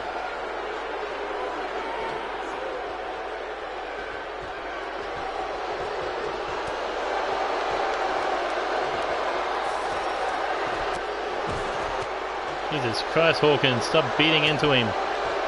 Do that after the match starts. Sweet Jesus fuck. Oh my god, roll into the ring, please. Please do send this to the 2K because This is so dumb.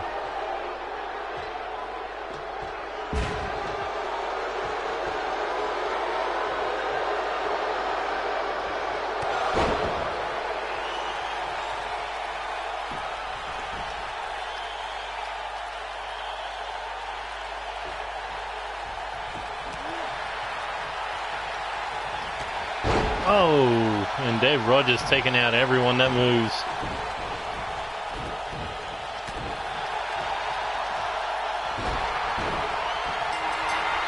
And now the match begins. And G's taking K-Dog to the outside. I think that was like a 10-minute fucking wait. Thanks for the warning on to the build-up of this match. To these matches, I should say. And here we go, Tommy A. Hawkins going after Tyson Steele. Oh, hangs him out to dry. Lucha Rainbow back in the action against the World Heavyweight Champion. Now Dave Rogers looking to put Lucha Rainbow through the pod. Sweet Jesus, damn. I feel that's like Leo Rush getting squashed by fucking Braun Strowman. Ooh, big clothesline there. Here we go, hooks ahead. Oh, jacks the jaw. And now Tyson Steele heading top rope. High risk, high reward. Drops the elbow right to the heart of K-Dog. Here we go, into the cover. One. Ooh. Dave Rogers seems pretty proud of himself to have destroyed Lucha Rainbow. But no one destroys Lucha Rainbow and gets away with it. Smart on K-Dog's part. Get the fuck out of there.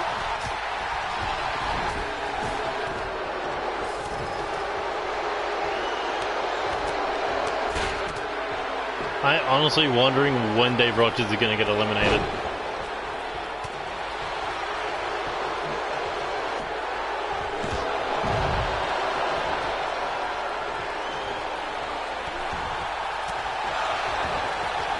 Wait, when have you been ever able to do the Elimination Chamber in a custom arena?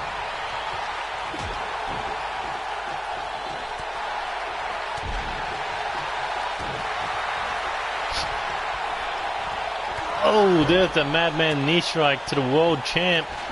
Are we going to see the first elimination? 1, 2. Ooh. I get it, yeah, that makes sense probably. But in all fairness, 2K16 was a glitch fest. Hawkins eliminated first. Not even sure how that one happened, but... Well, Hawkins is out. We're down to 20% chance of one of these men walking out the world champ. Oh, and a pop-up powerbomb to G's. 1, 2. Ooh, Evil Intentions able to kick out Lucha Rainbow. Begging for K-Dog to bring it. Says, I ain't finished with you. And now looking for the rainbow rings. Locks it in. K-Dog in trouble. Could submit. Oh, he's like, nah, fuck that. Straight out of the lock. K-Dog won none of that. Oh, kick to the chest. Goes under. Hooks him up. Oh, pump handle X Factor. Rolls him over, looking for the cover. Can he eliminate Lucha Rainbow? Geez, Uranagi Slam. Ooh, and Lucha Rainbow hanging on. Tyson Steele in trouble. Bicycle knee by K-Dog. Oh, that could be it. The evil curse. And Tyson Steele has been eliminated. Down to 4. Former champion, current champion, 2 men looking to become champion for the very first time in their career. Oh, as Lucha Rainbow gets dumped. Back elbow. 20% has turned into 25 for these 4 men. Lucha Rainbow snapmare attempts counted. And now everyone looking to join the party on the outside.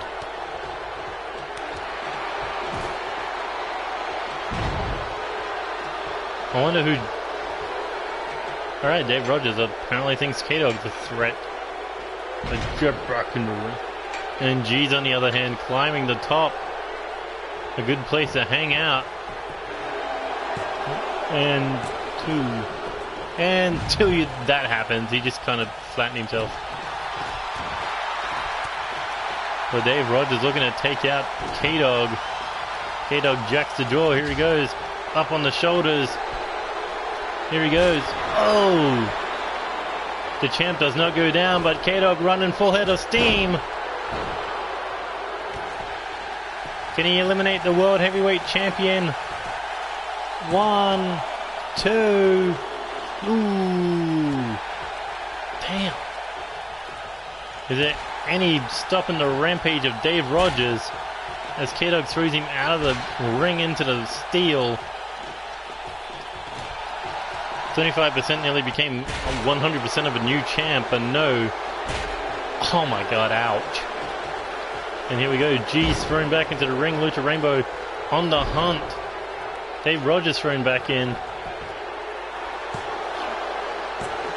As Lucha Rainbow was looking for the cover, only a 2 count. Evil Intentions not going down that fast. As Lucha Rainbow now heading top rope. Once he got in mind, looking Twisted Rainbow. Oh, connects. Pop up. Oh, Samoan drop on the Steele. Lucha Rainbow looking to take out Evil Intentions. 2. Ooh, but no. Able to kick out. And here we go. Just being rammed into the pod. Over and over.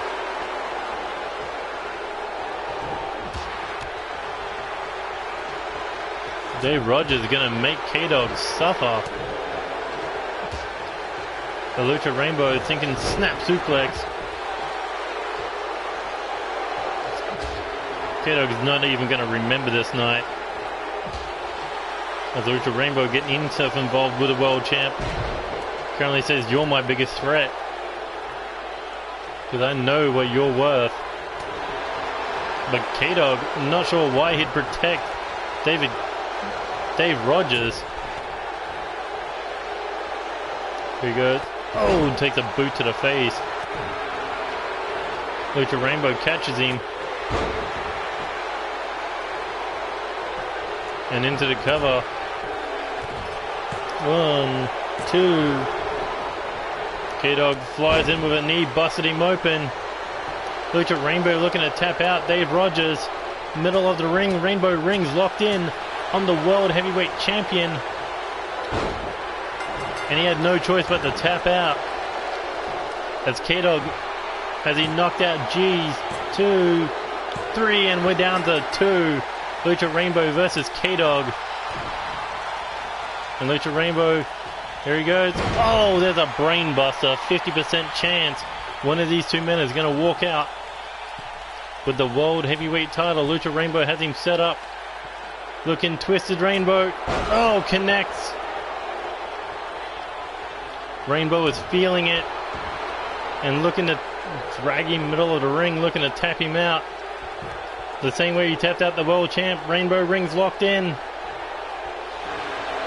But look at that. K-Dog breaking out.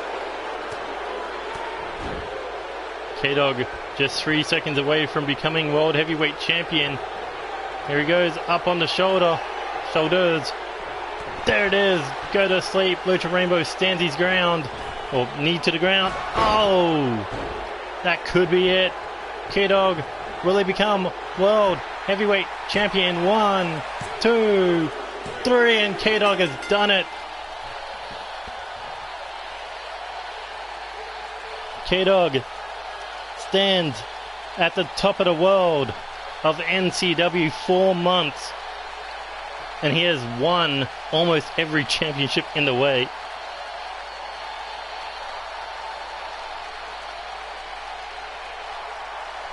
Too bad you can't do like fireworks celebrations.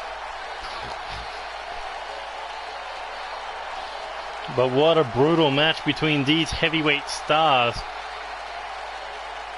But the one coming in as now the top dog of NCW. He said he'd come in and take the world title, and he has done it. He said that could have been his one opportunity, and he made the best of it, and that is what NCW is all about, opportunities that you earn. Just one shot was all he took, all he needed. And after fucking, 6-7 hours of recording, the show is finally at an end. All the new champions, Lauren Young, Evan Epic, Tyler Wilson, and also to the champions who retained, 2K Moon, Corvo Jack, and Alex Wolf. But that has been it for NCW Rage 2019. We are finally at an end. If you liked any of those matches, hit that like button, share with your friends, subscribe to the channel if you already haven't, and hit that bell button to stay up to date with NCW action as we move on to not one but two big shows. We are moving on to NCW Storm at the end of next month, but also throughout probably the next 2 to 3 months we will have the King of the Ring Championship Tournament. Everyone will be in that tournament, and we will see who is the rightful king of NCW. But anyway, that's been it. I am definitely going to have a fucking break after that one. But anyway, the I am out of words. Alright, you can follow NCW on Twitter at NCWXTIEME to stay up to date with everything NCW news related. And this is Neo Extreme saying goodbye, good night, good luck, see you later, and fuck you, Japanese referee. Sayonara.